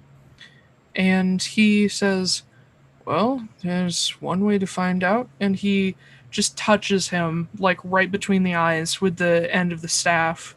And you feel this tiny little, like a shockwave. And Tamar blinks and his eyes go out again. He looks at all of you and then they come back. What is that? Yeah, for real. And the Aarakocra looks confused too. He's like, "What? What did you cast on him? Restoration? Lesser? Greater." Oh. Could he be cursed? So let me explain. So there's a guy in town who put out a wanted poster for this person. But the same morning that he put out the wanted poster, he gave this man a job. And then, as if he was to frame him, saying that this guy was going to steal from his house, and then all of a sudden 10 people show up with all of their valuables stolen, and we think he might have done it without knowing it happened. And Tamar, on the other hand, says, "I remember all of last night. I was at that house guarding the place." Oh, I believe you think you remember it. And the Aarakocra sort of reaches up and with these talons kind of scratches his bottom jaw. Says, "All right, well." Oh, Tamar, how long have your eyes been shining? Did you even know they were? No. That is also what I'm slightly concerned about. So when you look in the mirror, like, have you looked in the mirror today or anything like that? Have you seen your reflection I at don't all? think I've looked in a mirror for a while. What And about he looks you, at Theo? Yeah, he looks at Theo as well, and Theo says, "They've been doing that for a while, but I thought you were doing it." You just didn't ask any questions about it? Well, he can make his eyes glow. He's done it before, but He just shouldn't be able to do it without knowing. Yeah. yeah, I thought he was doing it on purpose. Ah. I thought he was trying to impress a girl. Oh. Ah. Well, And Tamar looks at him and he says, "How long has this been happening?" He says, "I don't know, like a week?" How long? that's how long Or, these... I'm sorry, about 2 months. Oh, that's much longer. That's basically since you've been here, then, yeah. Yeah. Huh. Interesting. How long long have the robberies been going on again? Yeah. About 2 months. Ah, weird. The robberies have been going on for 2 months too. Yeah. I think you're doing it without realizing. Or I think But somebody has some sort of permanent yeah. thing over you. So I'm trying to think. Is there any weird marks on him? He's not aware of any, and you see a few tattoos, like when he shows you his arms and whatnot, and like what bit of his leg that he can pull his pant leg over. Nothing strange, just some tattoos. Sylphie, what did you feel when you did divine sense on him? Just a whole bunch of confusing messages. Like, usually when I do this, I can figure out, like, oh, that's what that is. Like, the cat and the canary, I knew that they were fiends, right? Mm-hmm. But this, I don't know. It's just, it's something, but I don't know what it is.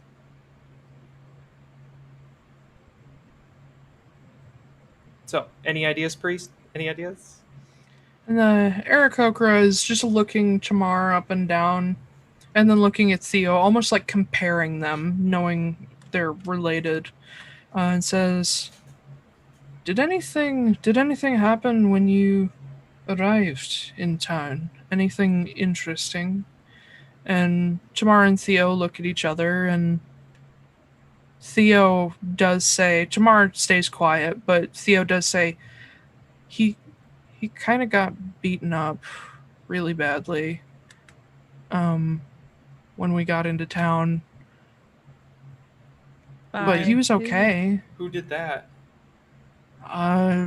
Some asshole in the halfway house. This big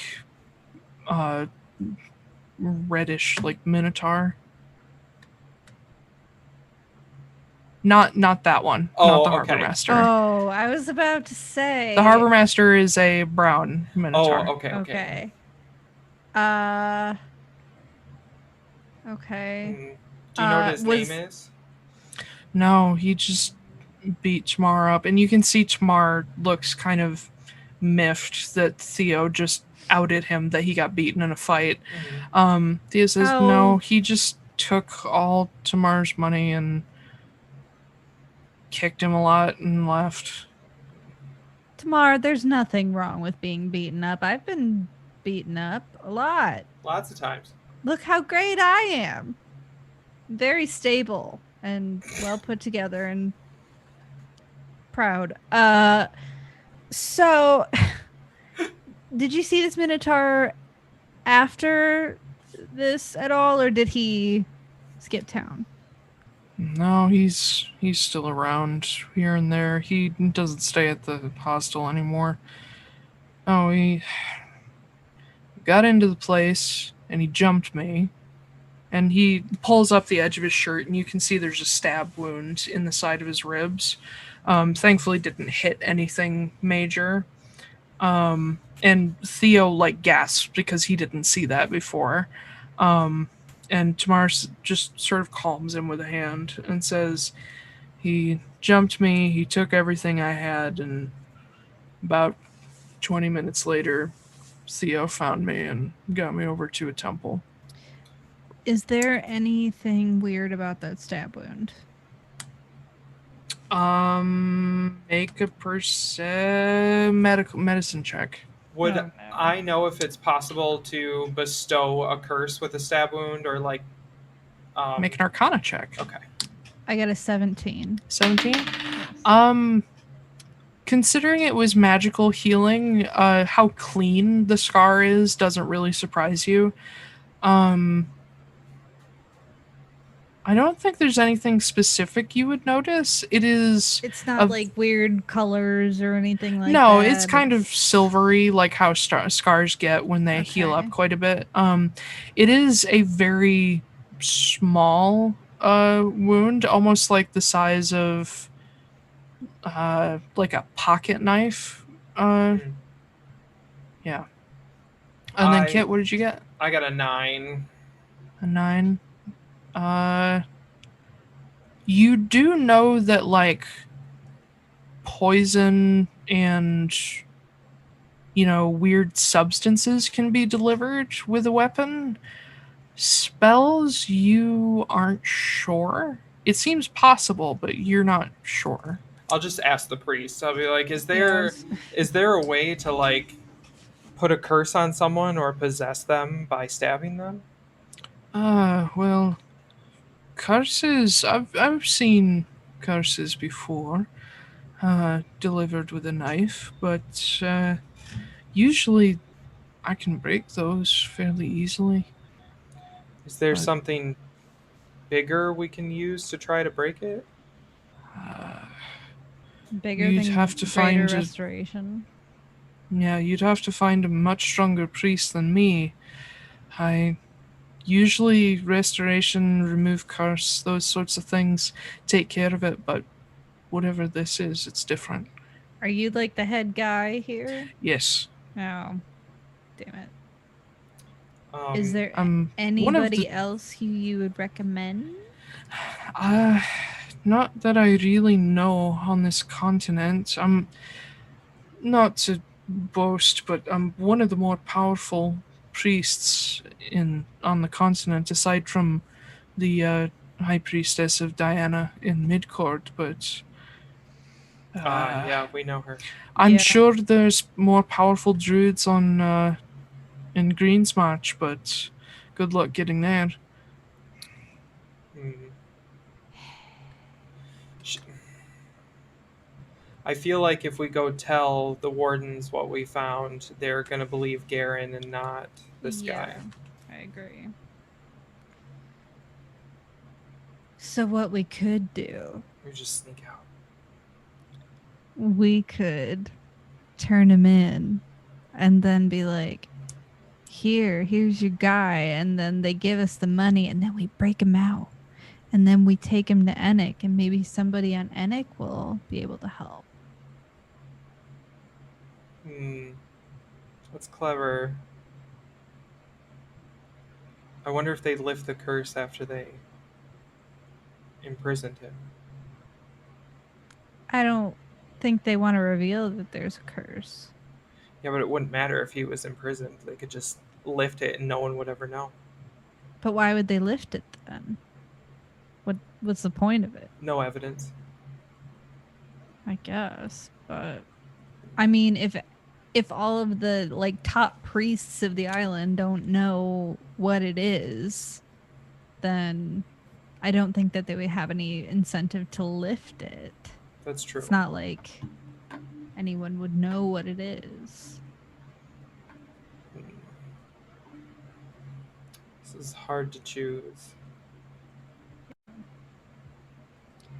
I mean, I'm just saying it'd be kind of a pain in the ass if we did all this work and you didn't get paid for it. I'm so sick of paying for all of your stuff.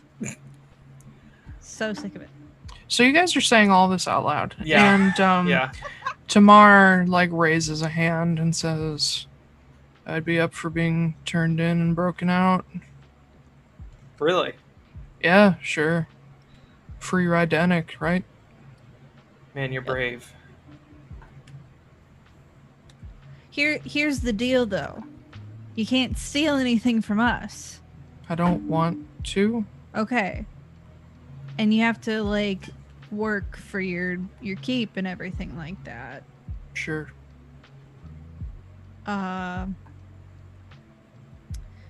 All right, sure. Let's do Okay. it. So, Theo, we Yeah. need you to go back to the inn and stay there. And about now Oh, is no. when the charm wears off. Oh God. And Theo is like in the middle of answering you. He's like, hey, Hey, what? Hi. what? How are you? And he looks at Tamar. He's like, they. And Tamar is like, yeah, I know they did. Just chill. Uh-huh. And Theo's kind of gets angry and like crosses his arms. Don't make me cast it again. Come on. You're okay. Let's see a smile. No, let's there. not do that. No. He's like he's like 17, so Yeah. um So yeah, and Tamar like pats his shoulder and says, I know, honestly is probably for the best. Just chill out. So, Theo, we need you to go back and keep your room, and we will meet you there. But we're going to turn in tomorrow. We're going to get some rest, and then we're going to bust him out tonight. Yeah. And then we're Fine. all going to go to Enoch. It'll be great. Yeah, and Theo like scoops up his bag and throws it over his shoulder and kind of stomps out. The priest, who has also heard all of this, just turns away and says, didn't he get anything? And he just walks away. Thank Good. you. Good luck. Okay. Thanks. So let's do that. Let's let Theo go back, and then we'll just take tomorrow straight to the place. Okay. That sounds good. And then we'll get some rest. I'm Uh, while we're walking, I'm gonna tell you this, but yeah. Yeah. While we're going over there, I would like to avoid Garen's place. Yes. So that he doesn't see us coming from the temple. Yeah, easy enough. Okay. So You guys skirt along the shoreline into the harbor and then to the warden's office. okay. So while we're walking there, here's my plan. So we're going to take him there. We're gonna get the reward. Mhm. We're gonna go back and get some rest. We're gonna come back. We're gonna break him out. Mhm. We're gonna let Ziegler know to wait for us in the harbor. So as soon as we show up, we leave.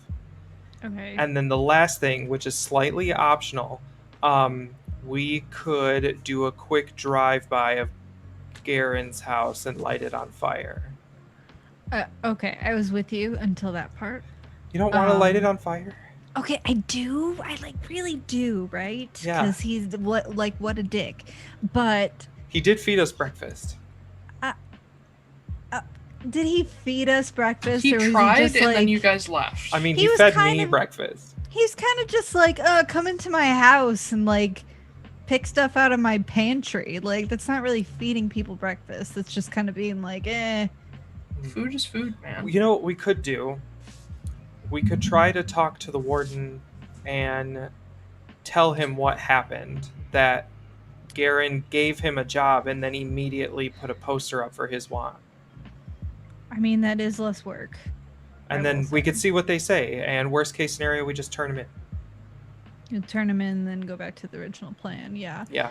I think if we do that, then we definitely can't set Garen's house on fire. No, of course not. Because then they'll know, like, oh, these two dicks don't like this guy. So Yeah. Yeah. Okay. Let's try it. Okay. We're going to the warden. Okay. You make your way along. I love that all of and us did that. It's like the.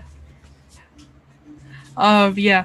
You guys make your way along the street with Tamar in your following along with you, and Theo already gone off. Bull does go with Theo to just like talk him down and be like, "Hey, listen, we Hey, had to." buddy. My name's Bull. Hello, my name's Bull. Sorry about, charming you. It was for a good cause. Yeah, that whole thing. Yeah. You reach the warden's office, and at the moment, Zed is in there talking to, it appears, the last person that came to file a report, who's just a noble-looking human man. And he's finishing signing a couple papers before he walks out. Doesn't seem to recognize Tamar at all. Okay. As we walk in and that guy leaves, I'm going to be like, Mhm. can we have a private place to talk, please? Zed looks up. He sees Tamar, and you see the brows raise. Make a persuasion check. Persuasion. None of that. 15. 15. Okay. He pauses, says, "All right." And he looks over at the human deputy he has. Says, "Just watch the front." And he stands up and joins you guys. He takes you down the stairs at the back, where you see there are other cells, but there's also a side room that's sort of an interrogation room. As we go by the cells, can I like glance over and like kind of get a readout of the area? Sure. Make perception check. Okay. Oh boy. 16. Okay. The 3 cells down here are fairly well kept for a jail. There's nobody currently down here. Each of the cell doors has its own lock and then an additional padlock on it. Each cell is probably like 8 by 8, and each of them has a little window up toward the ceiling that's probably 2 feet tall and like 4 feet wide. It's just like a strip with bars through them. Okay. But yeah, that's about all you clock about these.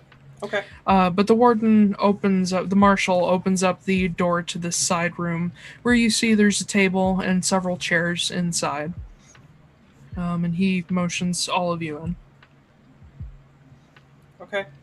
So, walk in. yeah, we all walk in, close the door, be like, so, there's something... Yeah, and Zed locks it behind you so nobody can come in. Yeah. There's, I know this looks weird, but there's something strange going on. All right. Can you see this guy? You see his eyes are shimmering? Yep. Okay, that's not normal. We already tried to have a priest remove it from him because it's not something it does naturally, and he couldn't. It just keeps recasting itself without Tamar using any magic. Oh boy. No. Yawns. I'm sorry. I'm sorry. Why you gotta make the noise? That one. I couldn't help that one. So, and then the other issue is that,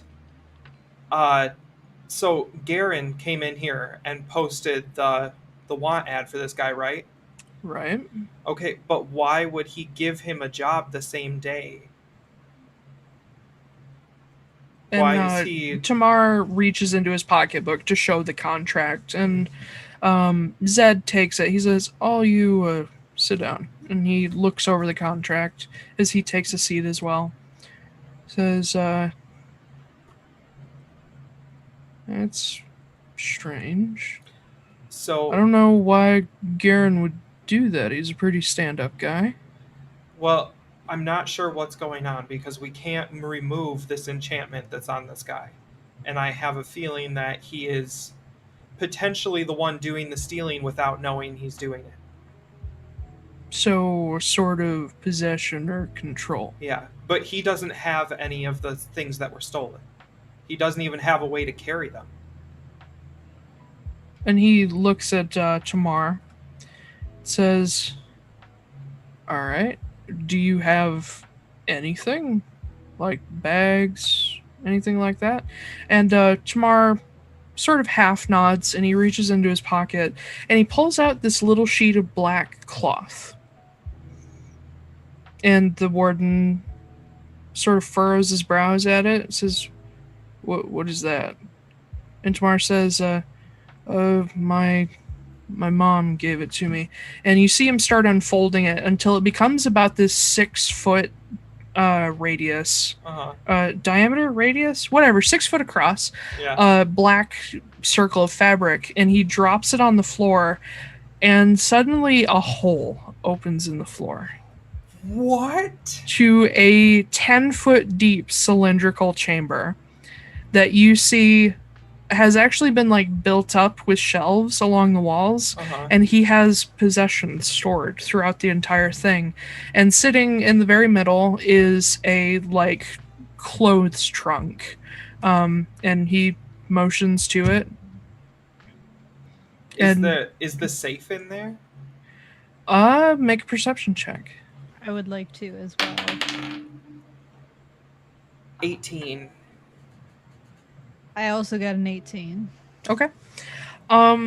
You do see a 3x4 safe inside. Tamar, did you know that safe was in there? And he looks down into it and he's like, No. Okay, what's in the trunk? What's supposed to be in the trunk? What's in the trunk? Clothes. And he actually jumps into it, like, down a little ladder. It's full of gold. It's, well, yeah, he goes down the 10 feet, and he throws open the trunk, and it's full of platinum and gold. And the warden sees this, and you see him reach to his belt for a pair of shackles. And Tamar looks up at you guys with this look of confusion and almost terror. He's like, this isn't mine. I absolutely believe that. Hold when was on. the last time you opened this up? Last night, Why and where? Yeah. I got my armor out for my job. And none of this was in there? No. Did And you put you your... see him start to get a little frantic, and he pulls like a box out of one of the shelves and flips it open, and you see jeweled pins and gold, and he drops it like startled, and he pulls out another box and there's more gold, and he like pulls out a bag, like a dusty bag, and there's more gold, and he's like, this isn't mine. None of this is mine. Where's your armor? And he goes over to a shelf slot where there's sort of like a roll, like a canvas roll, and he pulls it out, and he shows you this set of studded leather armor, and you see a couple coins fall out of the roll. So when you put this armor away, was any of this here? And he looks around and says, well, I put my clothes there, and he shows you like several like slots where he rolls up his clothes. Says the trunk is for like special stuff, like fancy suits, and he goes over and like almost fearfully digs through, and you can see under all the gold are like fancier clothes and like nice boots. He says the safe wasn't in here. I didn't open any of these. Does anybody else have access to this chamber?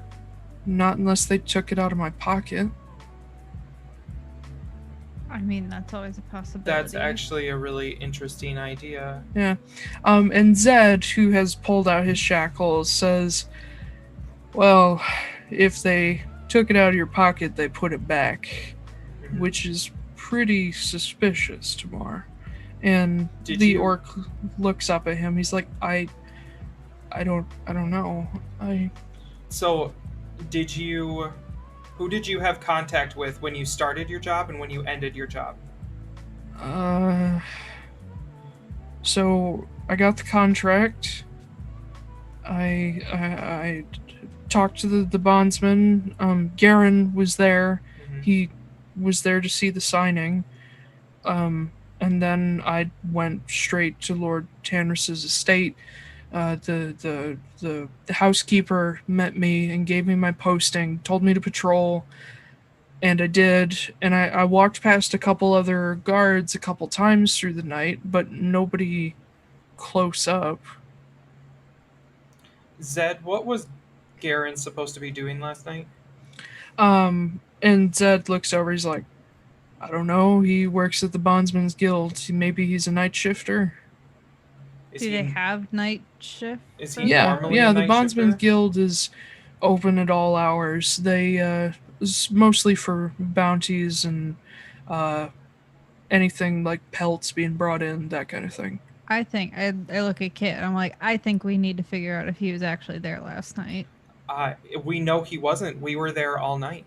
Oh, you no, mean if at he the was actually Bonds at the place. Bondsman's Guild. Yeah. So, Zed, would you be comfortable with holding Tamar here until we go check with the bondsman to see if Garen was there? I mean, I'm not letting him leave. Fair enough, but we are going to try and find, because this all reeks of something not chill. Something's wrong here. So I think Garen had something to do with it. There's no reason why he would take out a bounty the same morning that he gives this guy a job. That Yeah, that It does seems like seem a pretty setup. suspicious. It seems like very much a setup, and this isn't a pocket that only Tamar can use. Anybody could use it as long as they have it. And on top of that, he's under some sort of enchantment that even your highest priest in the city can't get rid of. All right. And Zed walks over to the edge of the hole and says, "Come on, Tamar. Come out of there." And Tamar climbs out, and Zed just looks at him, and Tamar like holds out his hands, and he's shackled. Says, "I'm gonna hold on to this thing. How do you pick it up?" And Tamar goes down and like slips his fingers under the edge of the hole and just picks it up as a piece of fabric. God, that's so cool. And he like folds it up, and Zed takes it. He says, "I'm gonna go through all the reports and see what's been reported stolen, and I'm gonna take it out of here. Is that all right?" And Tamar nods. He just says, "Just don't let anybody take my brother's stuff." Okay. What stuff?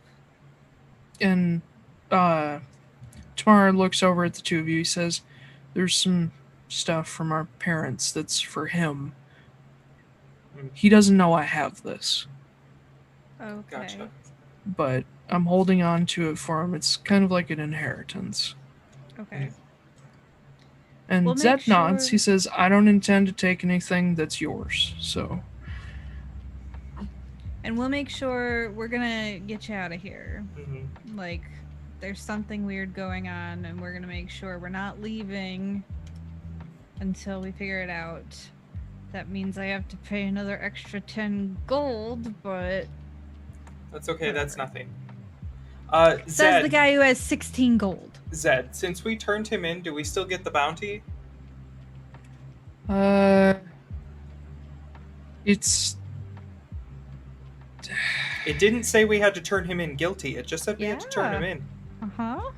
You know, that's true. And considering Garen might be a problem, yeah, I'll get you your bounty money.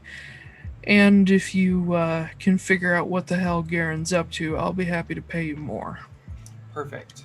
I love to hear But it. he takes Tamar over to one of the cells, gives him a corner one where there's two like window slits, and puts him inside, unshackles him at that, and locks the door and padlocks it. After he does take a second to search Tamar, at which you find him. He takes like a couple like hidden knives that Tamar gives over without a fight. But he does find attached to, you see him like pat Tamar down, and he stops at the outside of Tamar's thigh, and he feels something. He's like, what is that? And Tamar sighs and like reaches down, and pulls out what looks like, it's like a iron spindle wrapped in gold wire. Okay.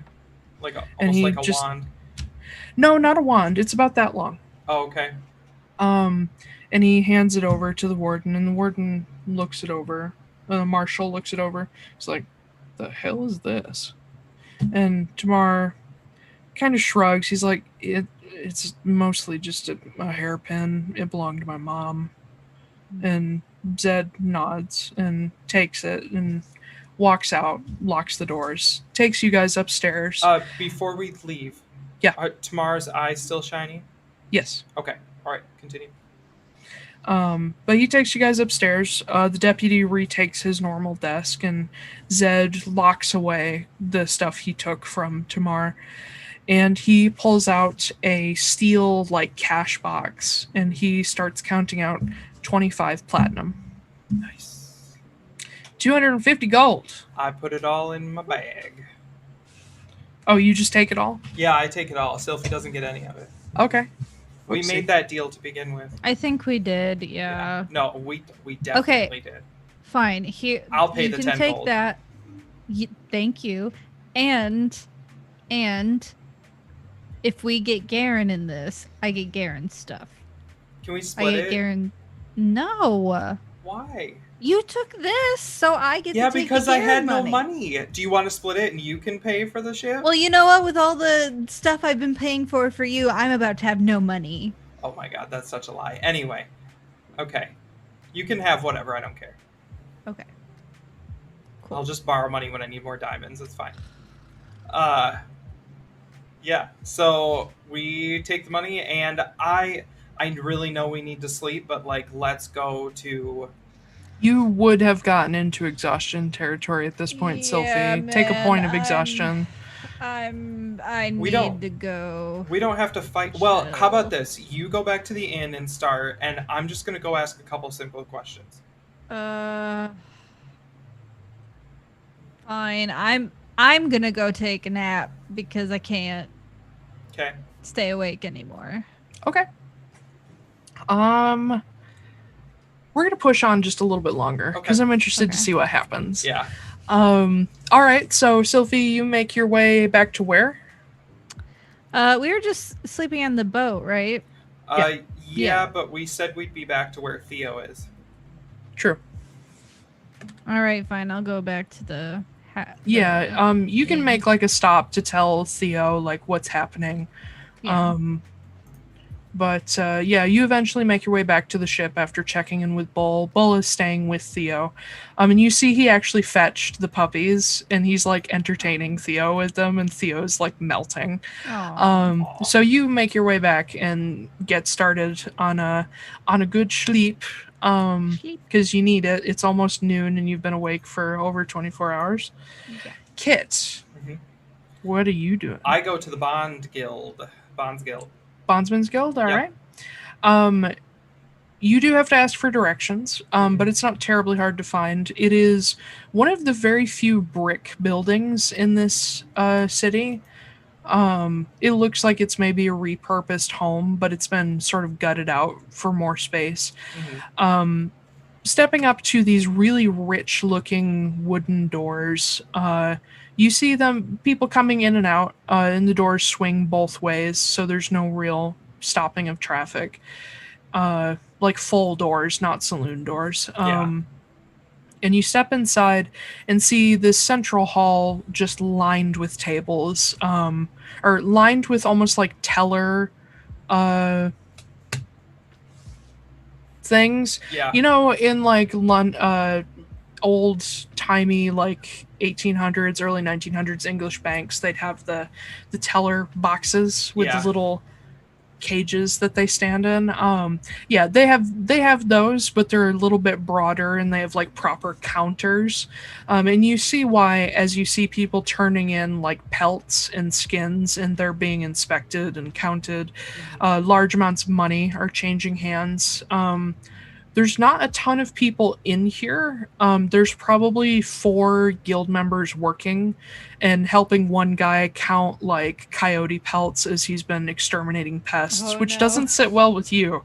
Pissed. There's another person who's turning in like a brace of rats that has all their tails tied together. There's somebody else who has a really scruffy, dirty-looking guy in shackles and has him standing there, and they're turning him over for a bounty. Warden is there to take him over to the office. And then there's one booth open, I will... where you see a young, like, drop-dead gorgeous Elusir girl working. And she sees you, and she's like, oh. And she, like, welcomes you over. She says, how can I help you? Hi. Yeah. I need to know some information about people working here.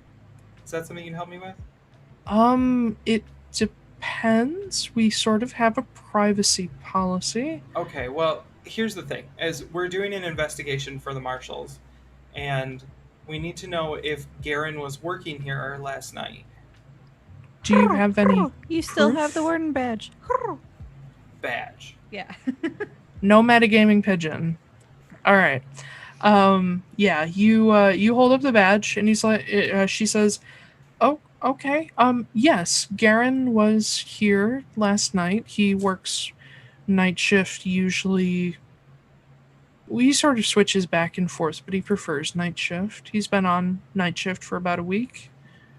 Was he here the whole night?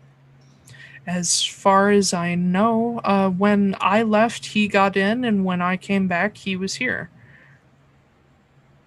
Is there anybody that can corroborate that story? And she glances around, and you see she sort of trains on a brunette human guy with glasses carrying a stack of ledgers. And she says, Heath, you saw Garen here last night, right? And the guy stops, and he nods. He's like, yeah, 12-hour shift, as usual. Jesus. Interesting. Has Garen been acting strange recently? Have you noticed any weird, like, glimmers in his eyes? Anything like that? No. He's generally pretty even-tempered. Gets his work done. Doesn't bother anybody. Has he talked about the recent robberies that have been happening in town? A little bit. He was worried that it would hit his house. He's one of our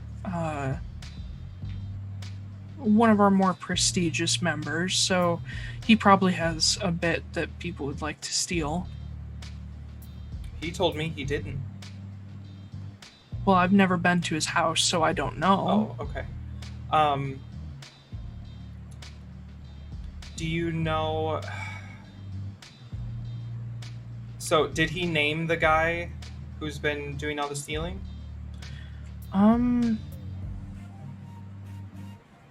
Not that I can remember. Said he was an orc.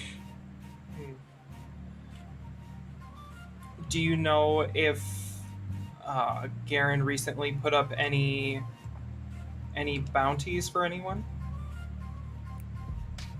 Well, let me check. And she goes over to a shelf that's like, there's several shelves behind these little closed-in areas, and she picks out a ledger. She comes back and opens it up on the counter, flips through a ways, and you can see each one is a bounty that is either marked paid or lost or whatever. Flips and flips and flips, and eventually gets to recent entries, and you do see basically a copy of the wanted poster, just in smaller detail. And she says, yes, this was his for a Tamar, an orc. Okay. Do you also keep records of when they hire mercenaries to protect nobles? Yes, and she goes and fetches another logbook and flips it to the most recent section. She says, what job, what lord? Oh fuck. It started with an N. Who have you got on the list? And she flips through. She says, Lord Georg, Lord Tanris, Lord... It would have been last night. Last night? Lord Tanris. And she Tanris. flips through, and you see there are several contracts for patrolling guards to... the description basically says he's fired several of his guards and needs people to fill in. And she pulls out 3 of these, and you see each of them signed, and one of them is signed by Tamar. Okay, so can you tell me if you think this is odd? Why would Garen... Do you have timestamps on these, like when these happened? Yes, and she flips it over, and you see scrawled in really chicken scratchy handwriting. She says, Liz did this one at about 6:03 last night.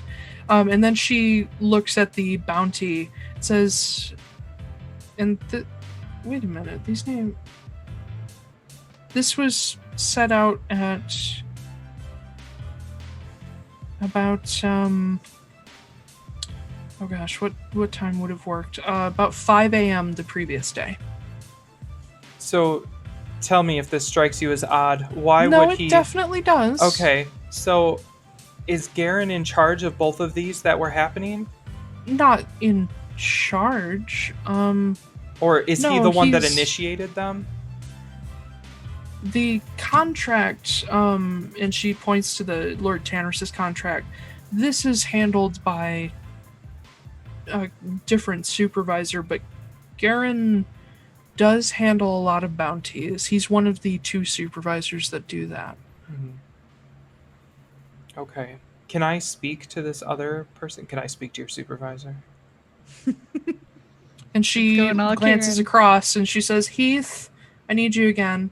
And the guy, who looks like way too young and fresh-faced for a job like this, he walks over. He's actually probably younger than this girl, but appears to be her superior. And you see he's got one of the golden snitch pins. And he walks over. He's like, yes, is something wrong? So it looks like the Bonds Guild put a bounty out on someone and then hired them the next day while the bounty was still out to protect your Lord Tanris. And he looks at the Elusir girl. He says, we hired a criminal? And she says, I don't know. And she shows him all the pages, and he looks through, says, okay, Garen and Liz. So are Liz and Garen connected? Do they know each other? Yeah, I think they're cousins. She's sort of a... She doesn't usually work here. She's sort of a fill-in. She usually works over as a treasurer for... and then he stops. He's like, Lord Tanris. She works as a treasurer for Lord Tanris. Yes. Curiosity. Just... You can see the gears turning in both their minds. Curiosity. Is Lord Tanris having any financial issues? I'm not sure. He's kind of tight-lipped. And he looks over at the Elusir girl. He says, what's happening? What happened? Who is this tomorrow? I've got another question real quick before you answer that. How long has Liz been here, working as not the treasurer, but as a supervisor? Well, she's not a supervisor. She's a temporary hire. Oh, but how long has she been temporary hired? 2 months. Weird. So there is definitely something going on. Heath, if you would, when is Liz due in, or is she no longer temporarily hired here? He reaches sort of into the little cubby and pulls out a clipboard, medieval clipboard, doesn't have a spring. And he takes a look at it. Says she should be here, and he glances at like a grandfather clock in the corner. In about 10 minutes. Well, here's what we're gonna do, okay? And I know this is weird, but Warden badge. So I need you to bring these documents down to the marshal's office because there is something going on, and I need Liz to come with us. Okay. Can I talk to my boss? Who's your boss?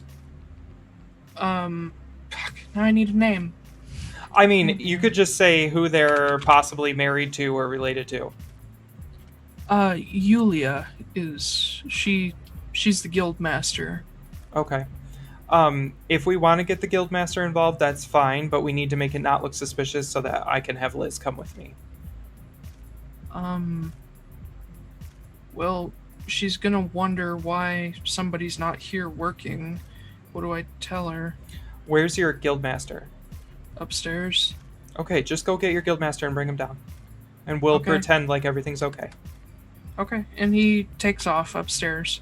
The Elusir girl looks thoroughly uncomfortable and confused. I kind of look at her and I'm like, it's totally fine. You're not in trouble. I just need you to act like we're having a transaction. Oh, okay. So just keep talking to me. How long have you been interested in the bounty hunting business?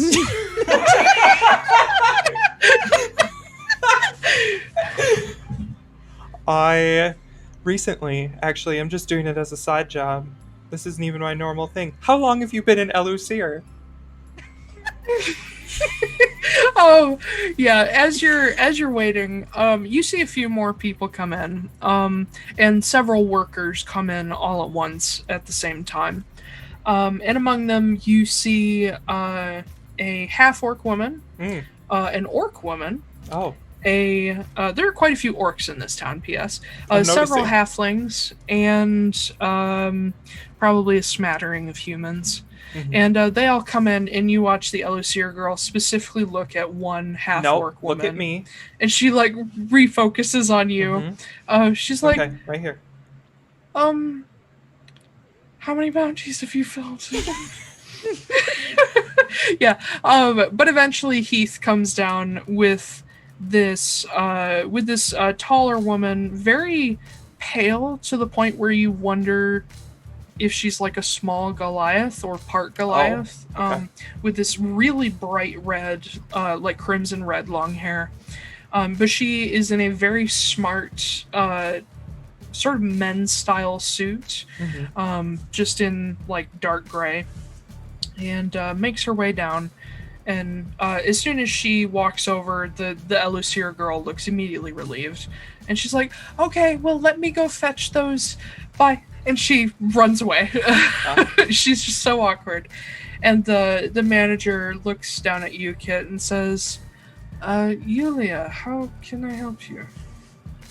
Yeah. So my name's Kit. I am working with the marshals. Has Heath told you what's going on? Yes. Okay. And I would like this to be cleared up. You need Yes. Liz? We need Liz. We need her to come with us down to the marshals. And I was hoping you would help us coerce her into going gently. Sure. And she turns. Thank you. Doesn't seem bothered terribly much. Yeah. Says, "Liz," and the half-orc woman pops back out. She says, "Yes, ma'am." She says, "Will you take this stack of bounties down to the office?" And she nods. She's like, sure. Should I do my other?" And the woman shakes her head. She says, "No, no." And she's like, "Oh, okay." And she goes and like grabs her jacket again and comes and grabs a stack of papers that's waiting in like a box, and stops and looks at you, sees your warden badge, and she says, "This gentleman will escort you." We just have a lot of paperwork we need to get done, so thank you for being so accommodating. Sure, no problem. And she follows along with you. And go to the that marshals. is where we're gonna end off. Oh my god! I'm gonna unravel this mystery. Mystery. God. Terrible. I just need to lie until I catch the motherfucker. It's Tanris. I need to figure out a way to catch back up with you and not be tired. It's okay. You can do so in about 8 hours. I know. Yeah, it'll be fine. Good. Chances are we're not gonna like take out Lord Tanris today. So we just need to. Well, at least you're paying for it. Well, one of them anyway. Yeah. All right.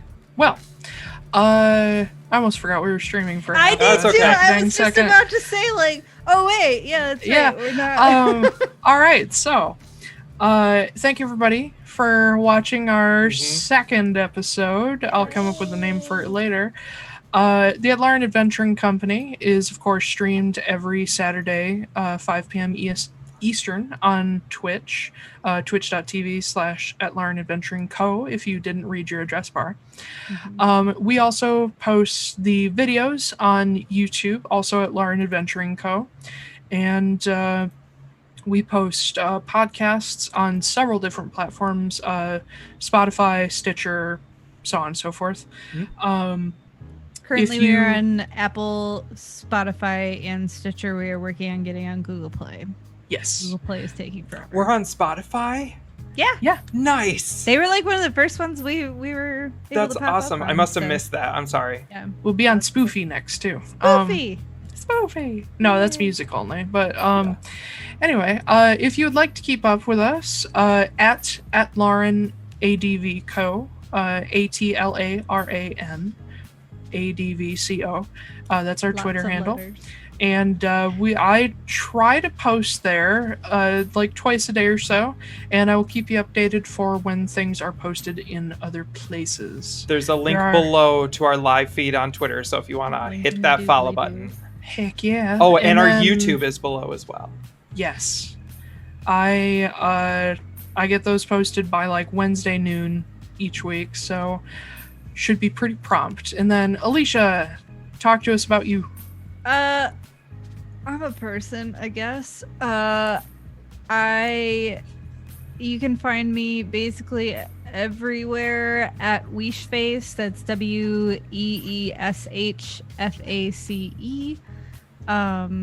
Twitter, Instagram, all that fun stuff. I actually do have a TikTok. It's mostly Me too. videos about my rats. Yeah, other than that, I'm a sad, boring person. So Wow.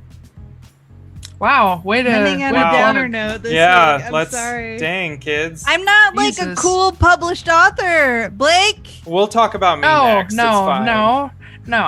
First of all, Weesh is awesome, and she handles the podcast stuff, Uh-huh. and she helps us come up with ideas, and she's very creative. She just doesn't have anything published yet, and that's all. That's so okay. fuck off and appreciate yourself, Blake. Yeah.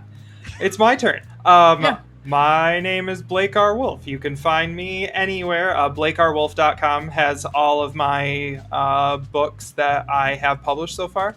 And I have a second LGBT-themed book coming out on October 2nd. If you'd like, you can follow me on Twitter or sign up for the newsletter. Both of them are BlakeRWolfe.com or at BlakeRWolfe on Twitter. Yeah, that's what I've got going on. Alrighty. And then for me, also not a published author quite yet. I am working on it. I've got a project going on called Rosemary Hearth. No TOA quite yet. But you can find me on Twitter at Taiylor Wallace, Taiy. Remember to spell it wrong. LORWALLACE. And I also appear in several other places, usually as Taiylor Wallace. And I run sonderediting.com, where I edit for Blake and other people who pay me. I should also mention that Probably it's in Wolf, the future, me. Wolf with an E on the end. Wolf with an E, WOLFE. yes. Wolfie. Yeah. Wolfie. Blake Wolfe. Yeah. Yeah. I always forget that. Or as That's Michiganders say, Blake Woofy. Oh my Blake god. Wolfe. Woof. Yeah. Look at am all I those missing- woofs. Look at all those.